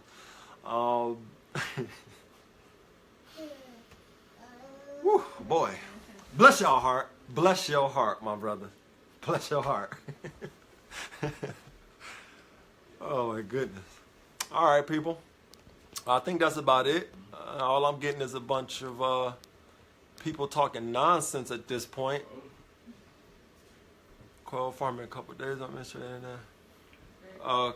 Quante, I would love to jump in that business with you. I would love to. If you want to start a quail operation, talk to me. Let's get that moving. Let's start one in every single state. For me, it would be personal because I have a heart for our people and I want us away from sin. Longer we stay in sin, we're going to stay right here in this oppressive state in America. All right? Okay? It's going to take the holy rollers to get this thing rolling. I see some people steady coming on. I didn't want to just jump off with them. But yeah, my sister, mental illness is real. I'm seeing it on my comment board right here. This is the beginning, the education. I mean, but yeah. I mean, I don't even know what else to educate about. Just the list is here. Do I need to move again? This is the clean and unclean right here. But mental illness, we got people that's eating lab-created food. We got people that's eating chicken that's pumped up with hormones and steroids and eating abominations, food that's deteriorating your cells in your body. So I can see the mental illness and why it exists. And that's why I'm looking on the comment board. All I can say is bless your heart. Because you need a blessing. Like, you need somebody to help you. There's no way I'm talking about what I'm talking about and you're making the comments you're making if there's not mental illness there. I pray for you. I pray for you. I hope you're not just antagonizing. Heed these words. Our people it's off the map cancer. Off the map high blood pressure and sicknesses and diseases. Arthritis and all kind of illnesses. The Bible itself say that excess of meats brings on sickness. So you don't even have to eat abomination. You eating way too much meat. Oh, you know what? The list is still backwards. Some people are trying to do a screenshot. Oh, some people trying to get on with that list? Yes. Oh, goody. Goody. Oh, what I'm talking about. Let me help y'all out. There we go. I'm gonna leave that there for a few seconds. Anybody want a screenshot or however you get down? At least this would be a little time for everybody to go back and watch the video and write down, pause it, write down all this. For those who wasn't watching when I wrote all this, I started with eagle. This was a blank board. Moses never said eagle. He said them little symbols next to it. If you don't know Hebrew, it's read from right to left. That thing that looked like a W, that's a SH sound. Nesher. Nesher means to lacerate. Yep. Lacerate. Moses never said eagle. He said don't eat birds that lacerate. Moses never said ossifrage. He said don't eat birds with the manly looking claws. He didn't say don't eat an osprey. He said uznia, birds that are strong, powerful, and bold. But look at that one. That rooster cuckoo. In the Bible, most people get that definition and they think that cuckoo means seagull. What does a seagull do? Cast itself down.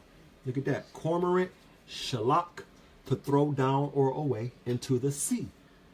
So cuckoo isn't a seagull. When you Google that, you get a picture of a whole nother bird. When you go back and Google rooster cuckoo, you get all chickens. But then the European cuckoo that they got on Google is a parasitic bird that lays its eggs. Go get that. He lays his eggs in another chicken's nest to trick in another bird's nest to basically have the other parents raise its young unknowingly. So there's a bird that goes and put its children on other people to raise. Yeah. Woo. Sound like somebody we know. Yeah, we shouldn't be eating that kind of bird either, y'all. And that's the cuckoo. That's when you go and read about the cuckoo. The nature of that thing is just crazy. Crazy. What kind of hieroglyph is this? Brother Brandon Pierce. So chicken of itself is not unclean, but with all the stuff in it, as a question. No, chicken and pork in and of themselves, and camels in and of themselves are good. The Heavenly Father created them for a purpose. However, they become abomination when people try to make them food. That is not to be eaten. All right? But the biggest thing here, people, we got to overcome the appetite of our stomach. Yes. Cain. Just watched a documentary last night saying fasting is the beginning of all cures. Wow. Like arthritis, asthma, and cancer.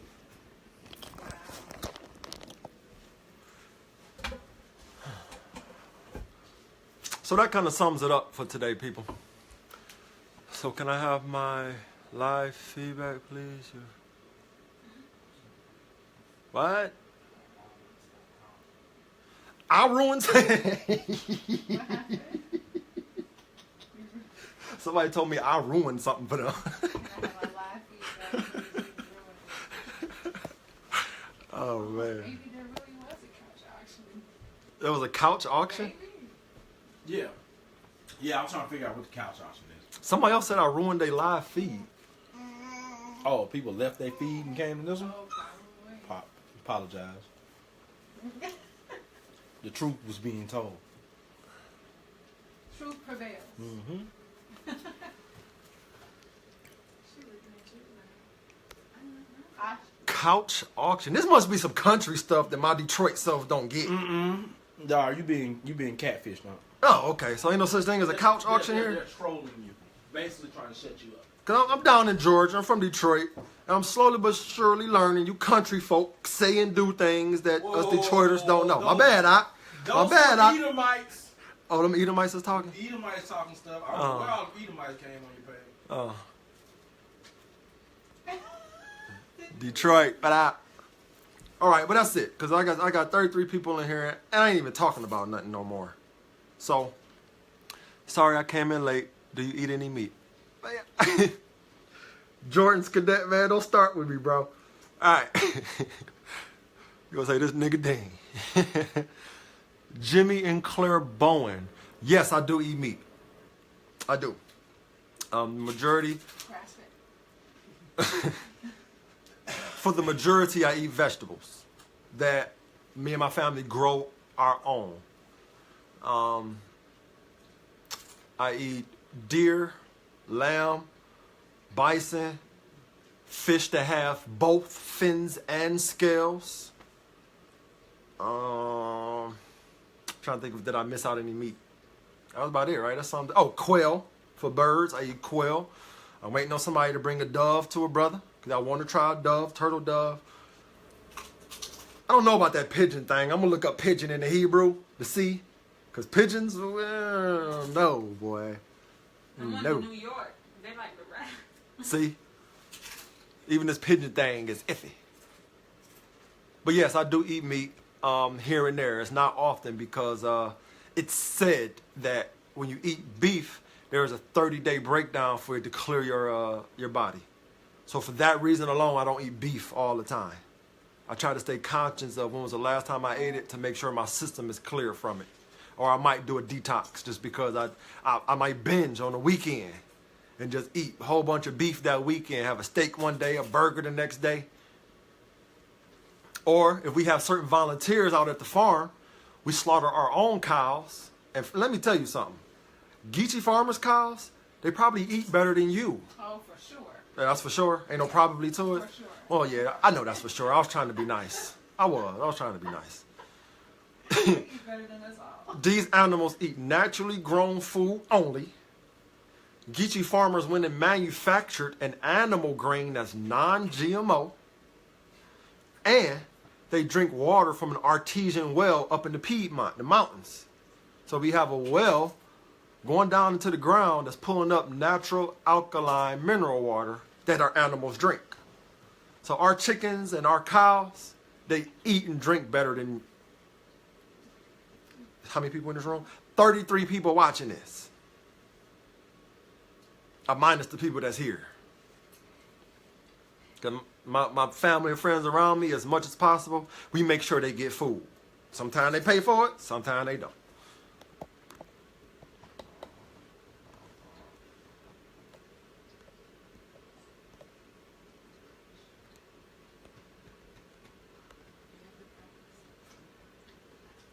You done? You still looking through? I was just reading some of the comments. Artificial sugar. So I mean, some people dropping some real good nuggets in here, man. They, you know, Gazal. some people dropping some healthy nuggets in here. Shalom, Sister Adaya. Nestling. That's compared to new feathers. Young pigeon. Y'all have turned my life to go vegan. I've done vegan for 3 years. All right, I liked it. I got supremely skinny. Because I didn't, you know, the knowledge of how to eat, I didn't have that then. I'm gaining it now. I'm learning what to do now. And as far as going vegan, I just ain't made the choice again yet. But I did it for 3 years. So it's not a hard thing. It's just I don't want to right now. I guess that's the best way to sum that up. And that's an age-old argument in the book of Corinthians. I think 1 Corinthians chapter 14, I think it was. Or 2 Corinthians chapter 11. Where the one that you say one eat herbs and another eats meat. And they go back and forth about who is holy and who ain't. Well, the Apostle Paul told both of them to chill. For the kingdom of heaven is not in meat and drink. That's right. If we talking what's lawful between herbivores and people who eat meat, if you stick to the lawful meats, the people who only eat herbs, you have nothing that you can stand on the neck of people who eat meat unless they're eating unlawful meat. Now, if you got somebody eating chicken, put your heel on their neck. Because they sinning. They walking around claiming to be holy, but still eating chicken. I know some people are going to jump on me for that one, but I just showed you. So I can say that's a sin. Moses says it's a sin. All right?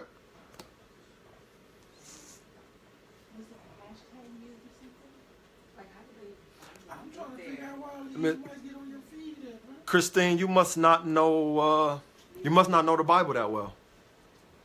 If you did know the Bible that well, you would not ask me if I eat pork. Sister Angelicia, blessings to you, my sister. I appreciate you saying so.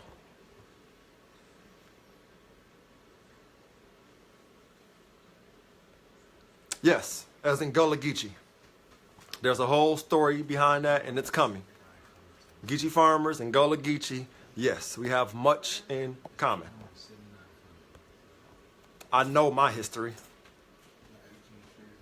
I know from whence my ancestrants came. How many of you even know the plantation that your people was slaves on?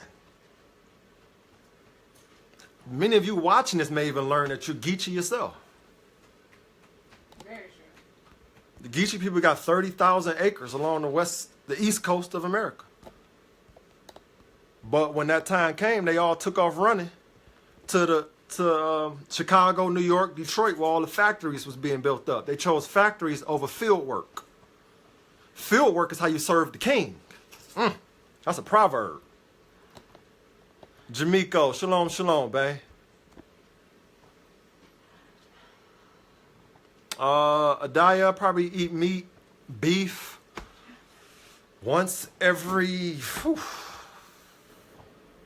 or I might binge a weekend, once every 7-8 weeks, something like that.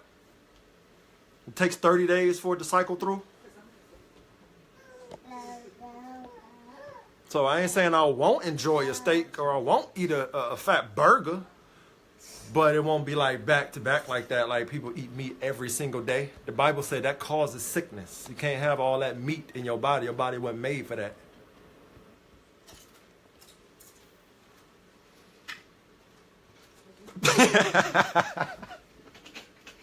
Yo, Harry Harrison said, hold on. I gotta go back to that. Say, what if the chicken repents from the sinful characteristics that you wrote on the board? Bro, I don't think chickens can, man. I don't think so. Hey, that's a whole list.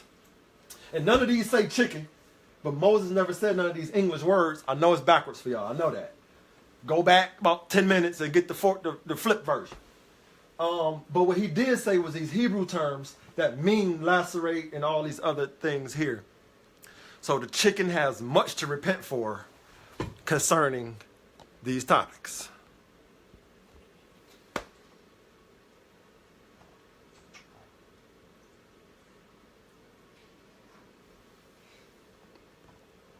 Yeah, that's a good point. Not to binge. But my binge is like 2 days. You know what I mean? I might eat a steak today, then a day or so later, because I know the meat is there, I'll go ahead and have another burger. But after that, you know, you won't really see me just stuffing cow down my throat.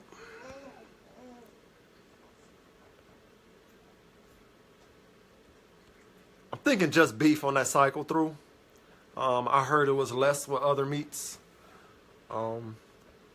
But don't take me I didn't study that like I did this, all right? So please, by all means, go and look and see how long it takes for meat to cycle through. I mean, our people eating meat. Our people wake up for breakfast and have some meat. For lunch, you'll have some meat. For dinner, you'll have some meat. And your midnight snack, you go make a turkey sandwich. I mean, come on, man. That's way too much meat. Way too much meat. All right?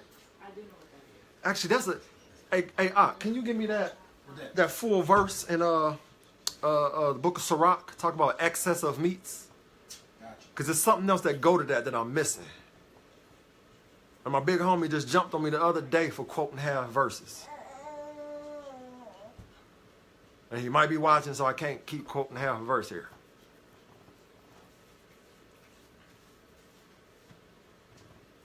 Go back and talk to your elders, your teachers. Sirach 37, go ahead. Verse 28. Be not unsatiable in any dainty thing, nor too greedy upon meats. Verse 29. For excess of meats bringeth sickness. Excess of meats brings sickness. Go ahead. Suffering will turn into cholera. Choler. Oh, choler. Okay, choler. Okay. By suffering have many perished, but he that taketh heed prolongeth his life. You take heed to this. You eat the right meats. You remove unlawful meats. Cut down on your meat intake. It's going to add life to you. Outside of the Bible, that makes sense. When you go to the doctor and he starts telling you got high blood pressure and various things, first thing he going to run down is a whole list of meats that you need to stop eating.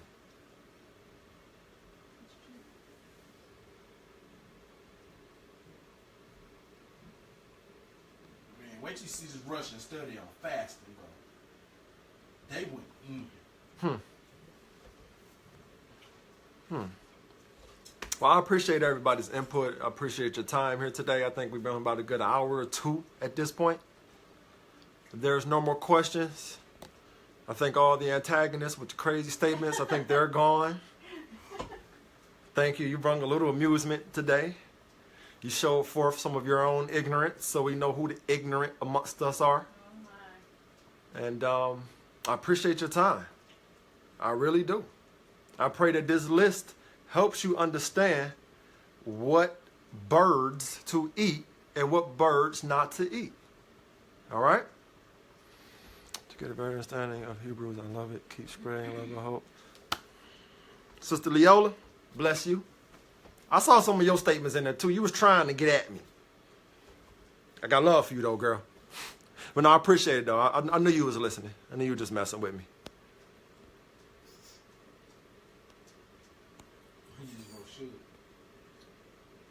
I think that's it. Is Paper Girl still there? Oh yeah, Paper Girl still out there? Where you at? No, she probably already went on to her own little financial seminars by now. You can't keep the money hungries that away, you know. I already heard away from their paper. Huh? I already heard it today. This lesson right here? Mm-hmm. Straight up. Mm-hmm. Wow. She going big. She was the one who mentioned the deer. Oh, okay. I didn't know her name on here. I don't think me and her linked up on the book. So neighborhood got the lessons. The whole hood. Hey, spread this. Share this. Share this to 10 people. Share this to 20 chicken eaters. Prayerfully, what was said and shared today will be a blessing to them. Prayerfully, this will steer our people in a better direction. Ms. Rowe, what you talking about? I'm very curious to know what you're talking about on that chicken revelation.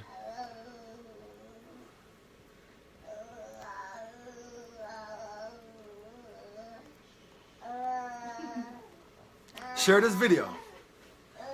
See what kind of other conversations could come about. It's kind of clear though. You know, there's really nothing more that can be added more can be added. None of this could be taken away. Because this is the list of things that Moses described that we to observe when it's to eat to eat birds. What birds to eat, what birds not to eat. This is the list of things. I'll cover it once more and then I'm deuces. So Moses said, don't eat birds that lacerate. That's punching holes into things. Moses said, don't eat birds with claws. That's like falcons, eagles, you know, some of the ones you got to wear the covering on the arm so their claws won't, their talons won't dig into you. Moses said, don't eat birds that are strong, powerful, or bold. He used the term uznia. Strong, powerful, bold. You can kind of get an idea on that in itself. He also said, don't eat birds that dart or fly rapidly. Don't eat birds that are screamers. If your bird lets out a loud scream, don't eat that bird. He also said, don't eat birds that are dark. Most people don't know if they're eating a hen or a rooster when they buy a chicken in their grocery store. But roosters is the daddy, is the father, is the progenitor of chicken. So if you don't supposed to eat the daddy or the progenitor of a species, then you don't eat its offspring either. Roosters are dark, black. All right? Moses also said, don't eat nothing that gives out an answering cry. An answering cry? Like when the sun come up and it's time to answer that the sun has come up. Moses also said, birds that are violent or mistreating each other or other creatures, don't eat those birds. He didn't use the word nighthawk. He used the word takmas, which means violence. Don't eat violent birds. Moses also said, don't eat birds that peel or emaciate. I mean, they keep on returning to a dead thing to layer by layer, eat it till it's all gone. Don't do that. Moses also said, don't eat nets. The Hebrew word was nets, like N-E-T-S, nets, that's what I'm saying. But in Hebrew, that word means flower. From its brilliancy, flower. Moses wasn't saying don't eat flowers. Of course, we're vegetarians. Or we eat vegetarian-like. He's saying don't eat birds that have flowery, colorful feathers. Like your chicken and a host of others that are beautiful to look at. They're colorful. He also said don't eat birds that cast themselves down into the sea. They go your seagulls. He also said don't eat birds that give out a blowing cry. A blowing cry. That's the same thing as an answering cry. And that's the same thing as a screamer. All right? Don't eat those kind of birds. Moses also said don't eat hard breathers. Hard breathers. So that's 4 different definitions of a bird letting a sound out. And Moses saying don't eat them kind. None of them say like the little tweet sound. Quails, I can't mimic their sound. But if you're not within 2 to 3 feet or an approaching 5, you're not going to hear quails. I've had a quail operation before. My family and I, we've breeded and raised quails, so I understand their nature as well. Moses said, don't eat birds that vomit or spew out. These are birds who go and get the food, come back to the nest and give it to their offsprings, and they vomit it back up. And also, Moses said, don't eat birds that are enraged or angry or just ready to fight for no reason. Now, if you can't read this list and see that chicken fall, and if there's 15 things on here, chicken fall into 13 of them, then I mean, that's a mental illness. That's a mental illness. Because the evidence is right here. I didn't make up none of this. It was people in the thread that was clowning me like I was making this up. All I did was went into the Hebrew and wrote the definitions. And reiterating that Moses said, the lawgiver said, don't eat this stuff. All right? I've never seen a black man chewing on chicken. That's it. It's been branded towards us. They really put chicken on us. the way you look, like. There you go. That's how you handle that chicken, Miss Betty. Keep on telling him he ain't worth your time or your belly. Next time I see a dude with a piece of chicken hand, you ever read a train on the show? For those of you who are just coming on, you probably see that the sign is backwards. 3 times now. I flipped the phone around so you can see it.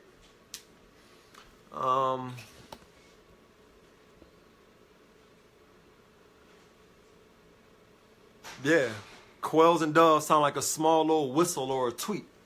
So that's not a loud screamer or a hard breather at all.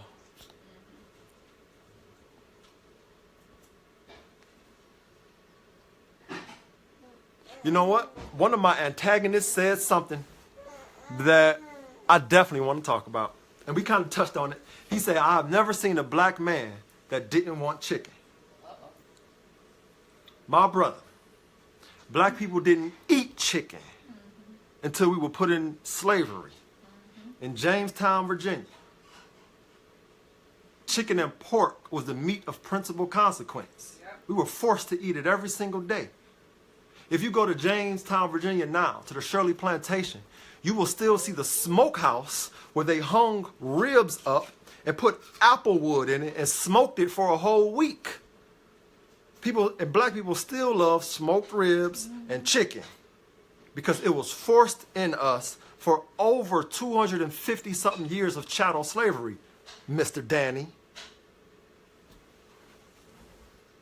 Now, I mean, your statement alone lets me know that you are a Caucasian brother. If you're not, it was just odd to see you say, I've never seen a black man that didn't want chicken. You should at least say us, but you didn't say us. So, you know, I don't know if your ancestors is the one that did that to us for slavery, but the Caucasians that had us in chattel slavery force-fed pork and chicken to us every day. So, congratulations. How you doing, Mr. Danny? Shake your hand virtually because you just met a black man that don't want chicken. Learn something new every day, my brother. I literally saw a lady cooking chitlins. But the little dude go around eat everything on the TV station. But when he got to the chitlins, he was making faces.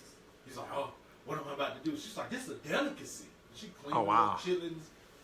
It's just been ingrained in us to a degree that's unbelievable, bro. It's unbelievable, bro. Okay, I got another one on here. Matthew, I got so many people on here, I have no idea who they are. That's crazy. I didn't know Live did that. If it's public, it can go anywhere. I didn't know Live did that. If it's public, it can go anywhere. Yeah, but I do post all the time and I don't never see these people. It depends on where it was shared. Oh, okay. Good call. People sharing. Good call. People shared it. All right. I can roll with that one. Matthew says, you can't tell me you don't like fried chicken, bruh. Well, Matthew, I don't like fried chicken, bruh. Why don't I like fried chicken? Because I'm told by commandment that it's an abomination. You know what abomination means, Mr. Matthew? Whose name is a biblical name? Abomination means to detest it, to abhor it. So no, I don't like chicken, Matthew. Someone said that our link was given out to another group as a couch auction. So Or who? in an accident, the link, the live feed. Oh, is that what happened? Okay, I'm sorry for this couch thing that's going on in the thread. Man, that ain't no. I mean, but by now, it's obvious that this ain't about no couch auction. What happened? People are disturbed, bro. That's what happened. I guess somebody's saying it was supposed to be shared to a couch auction, but they still an hour in asking about couches. I'm still seeing the statements. There's just no point of talking about it. I like to believe that these people aren't that ignorant to sit here that long, seeing that I'm talking about chicken the whole time, and you waiting for a couch auction? Bro, go to a garage sale. Go on eBay. Like Facebook got like Craigslist groups, bro. Go get you a couch, man. Offer up. Thank you. Go to offer up. After the Sabbath, though. You shouldn't even be looking for nothing to buy nothing today anyhow. It's a Sabbath, bro. Keep your money in your pocket. But somebody just said something. They said that thing about you can't tell me you don't like chicken. That right there is an age-old thing. I'm gonna go back to Philo. It's backwards for you, but Philo. For those who are a little slow in knowing that the screen is flipped. Now, I'm not saying don't eat pork, don't eat chicken, shrimp, crab, lobster, or Moses ain't saying it because of its taste. It ain't got nothing to do with its taste. I'm going to read something from 2,000 years ago. Let me tell you what Philo said about pork, about some bacon. He say, now of land animals, 2,000 years ago, the swine is confessed to be the nicest of all meats by those who eat it. Now, I used to tear pork up. Bacon, pepperoni on my pizza. Bro, to this day, I still know how good it tastes. Right. But so what? My belly ain't my God.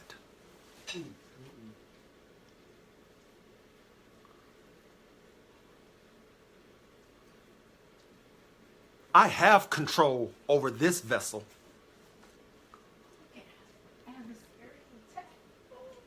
This body gets appetites that I say no to.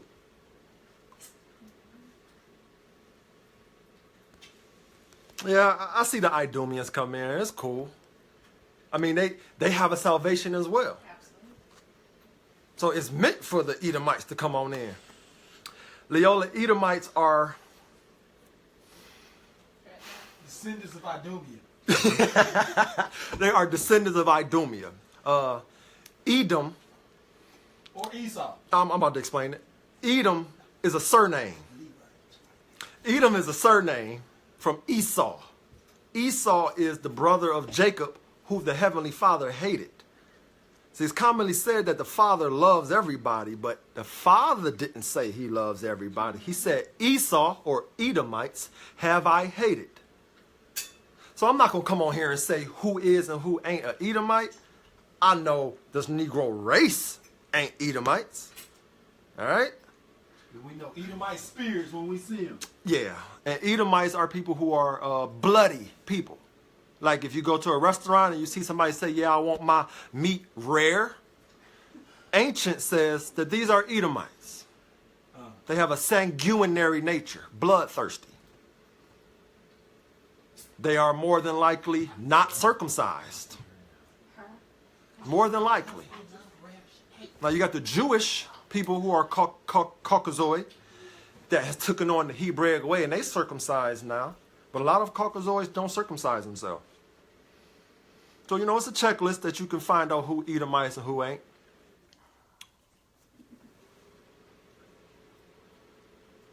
Somebody said Jesus Christ.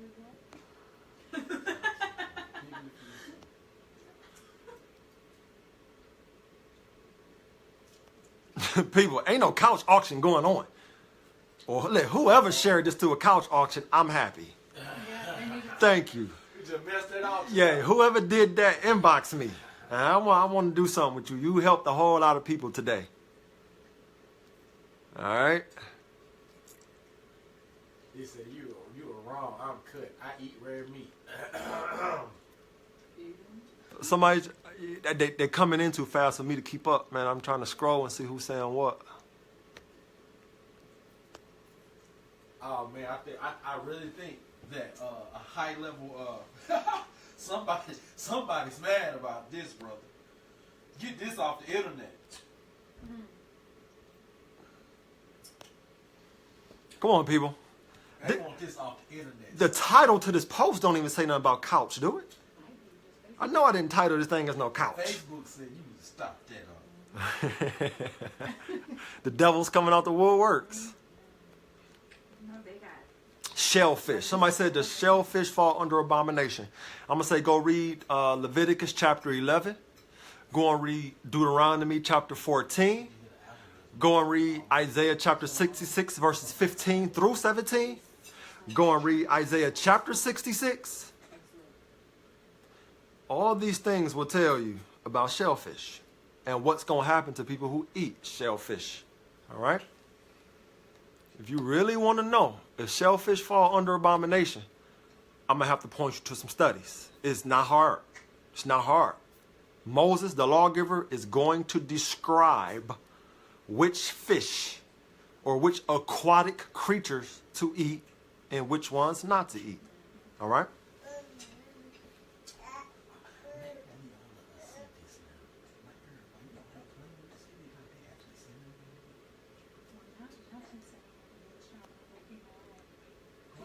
Can you not see, like, this has to be before, you want to shut it up.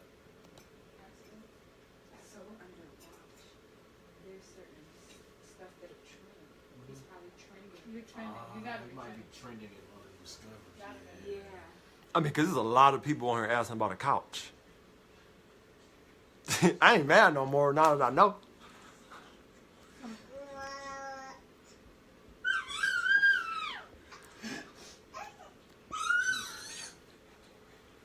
Their purpose is for distraction, but their message will be received. Hallelujah. Hallelujah. One of the antagonists is trying to tell me now I shouldn't eat any meat at all that has been processed in a store that you didn't take part in. Look, just go and look up Geechee Farmers, okay? All right? We handle our own these days. We raise our own cattle. We grow our own food. I ain't even getting on y'all about that. I ain't getting on you about your laziness.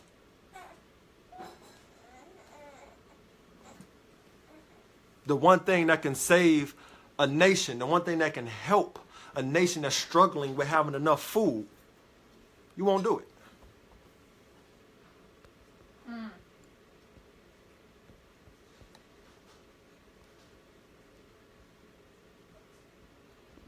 Better, yeah, I know. At this point, they have to know ain't no couch going on in here. Absolutely.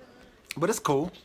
Because some of the people that was talking about couch, now they starting to change up their statements a little bit here. All it takes is a little bit of, some thick skin to deal with these naysayers.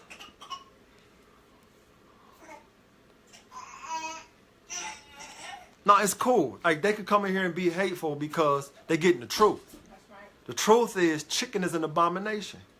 Pork is an abomination. Turkey. Turkey, shrimp, crab, lobster, shellfish.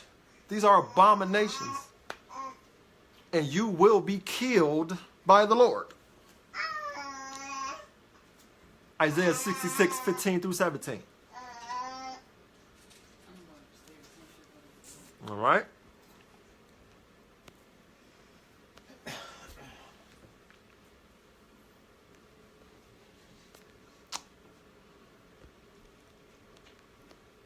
Like y'all still on here. That's wild. It has to be doing this. Yeah.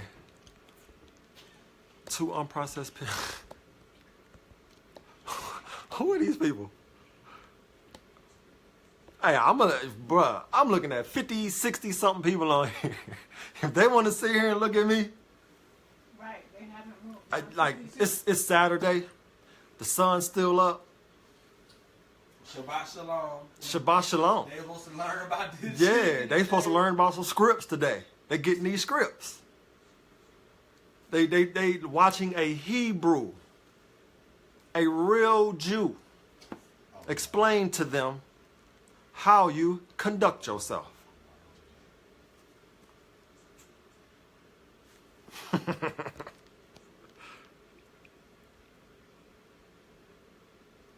Jesus was white. They said that? Somebody said that. Don't do it, though. Don't do it? No. It's not worth it? No.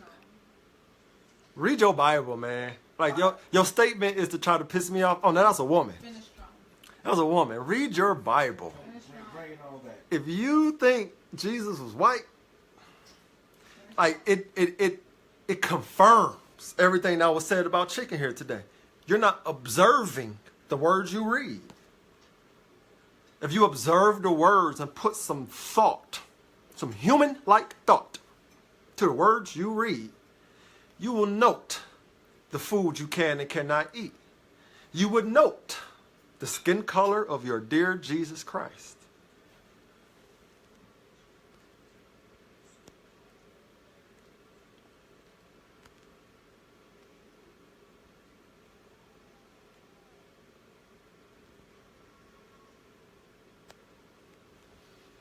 What religion are you? That was a good question. It's off topic. I'll give him that one. The Matthew brother still around. I guess he stopped wanting to buy the couch. I can only assume he left the couch business alone. All right, cool. What religion am I? I'm going to do it this way, bro. What religion was Moses? That's the religion I am. What religion was Abraham? Got me, Ak. That's the religion I am. What about Isaiah, the prophet? What religion was he? That's me, bro. Matthew. Korif is your last. Okay, that's a weird last name. Matthew. In the book of Matthew, what religion was Matthew? That's the religion I am. What religion was the Messiah? John, the Baptist. Was he a Baptist? All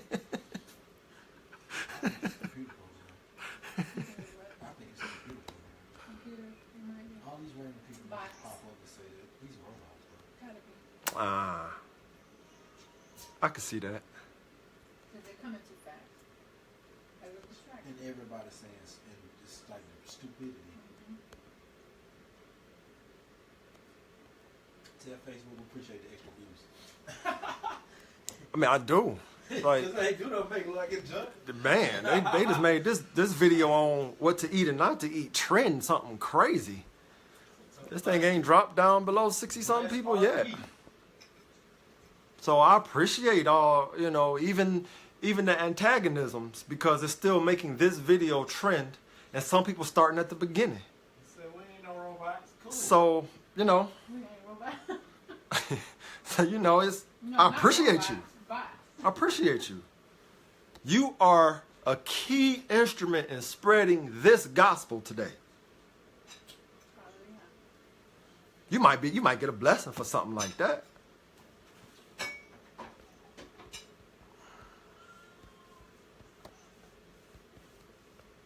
I mean, shit. Boy, I'm thinking I might want to address some of these Jesus topics. You know what? At a later time. Everybody who on here want to know more about Jesus, what color he was, what religion I am, add me as a friend. Now you ISIS. And Follow me. Because I'll answer all that stuff. It's just, this is about what you putting in your belly. This is about your God being your belly. This is about your body, your temple being clean, being holy, being inhabitable by the Holy Spirit. That's the intent of all this today, people. That's the purpose. And because of all these trenders, this video probably gonna go so far. It's probably gonna go worldwide. It will. Hallelujah. Hallelujah. And that's what the gospel was meant to do. It's meant to go all over the world. That's right. Wow, I really can't keep up with all these. Brother Jonathan, what to eat then? You eat lawful foods. Eat lawful foods. I want to tell you something about Noah. Tell you something that's not usually known about Noah.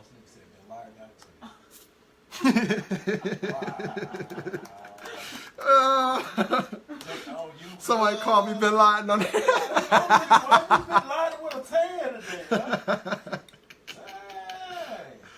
Oh man, now that's funny. That's funny business, bro. Bless their hearts. Bless their hearts. Somebody said, what did Jesus eat? All right, we're going to go to Genesis chapter 7.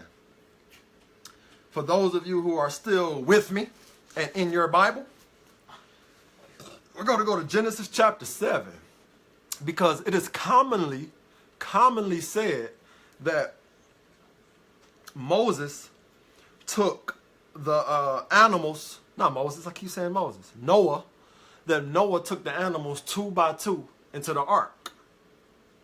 Is that true? Was there only 2 of each kind of animal?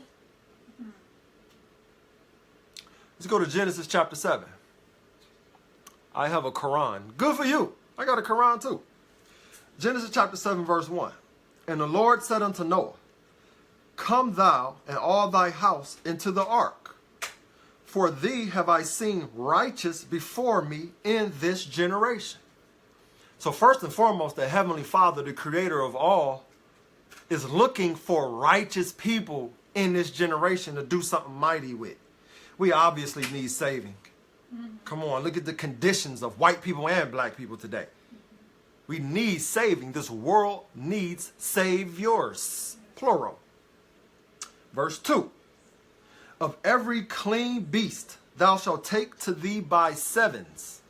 So the Heavenly Father told Noah to take 7 of the clean beasts into the ark, the male and his female, and of the beasts that are not clean by 2, the male and his female.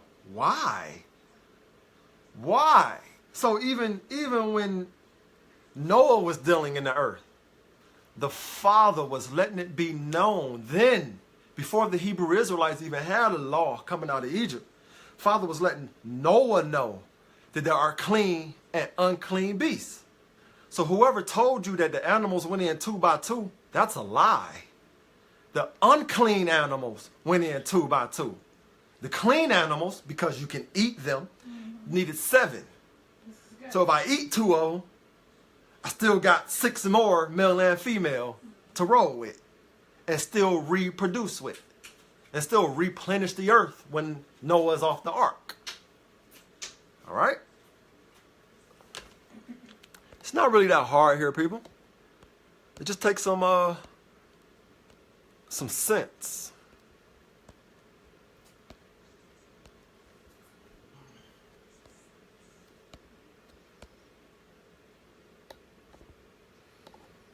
All right. Any other questions?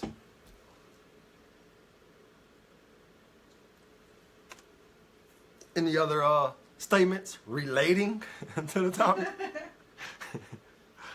Besides the robots,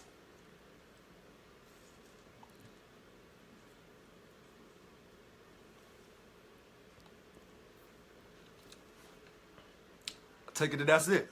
Yep. All right. Great lesson. Well, blessings to you all, people. I appreciate your time. I appreciate your statements.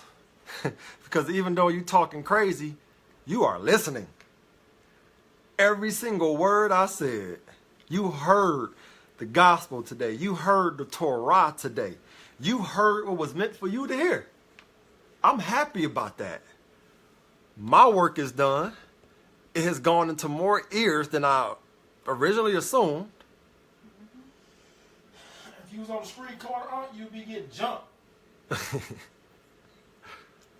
Shemaiah Yabetz Bat Yisrael, you're absolutely right. For food and maybe for sacrifice, you're absolutely right.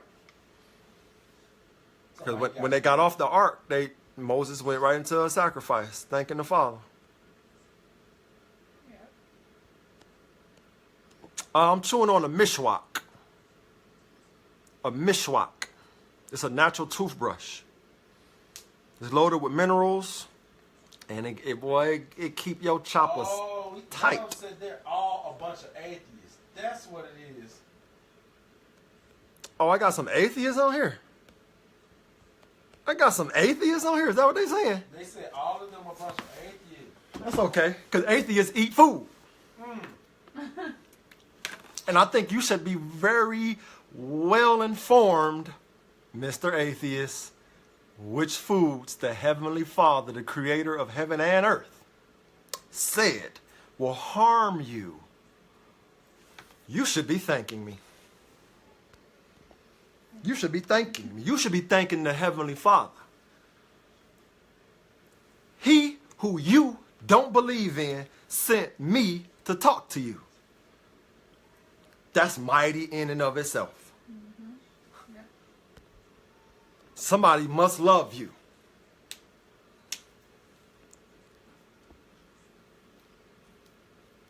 Nora Baz, yeah, you got it. It's mishwak. But yeah, you can get these. Go ahead. What's up? Oh, okay. Orande calendar. Go to Leviticus chapter 11. and Deuteronomy chapter 14. All right. For clarity's sake, I'm going to show you this board one more time and explain to you that that's the word that's used in English, and that's the word the lawgiver Moses gave. But that word don't mean eagle. That word, nesher, means to lacerate. The English gave us this word, but Moses said pedis, which means claw. The English gives us osprey, but Moses said uznia, which means strong, powerful, or bold. So what am I getting at here? The pattern here is look to the lawgiver himself. Get you a Hebrew concordance. It's called a concordance. And it's going to give you the Hebrew and the definition of the Hebrew word. This list of words here in English, Moses never said one time. This list of words here in Hebrew, these are the words Moses speak. This list of words here in English is the translation of the Hebrew words that Moses spake. So if the bird lacerates, punctures a hole into something, has a claw,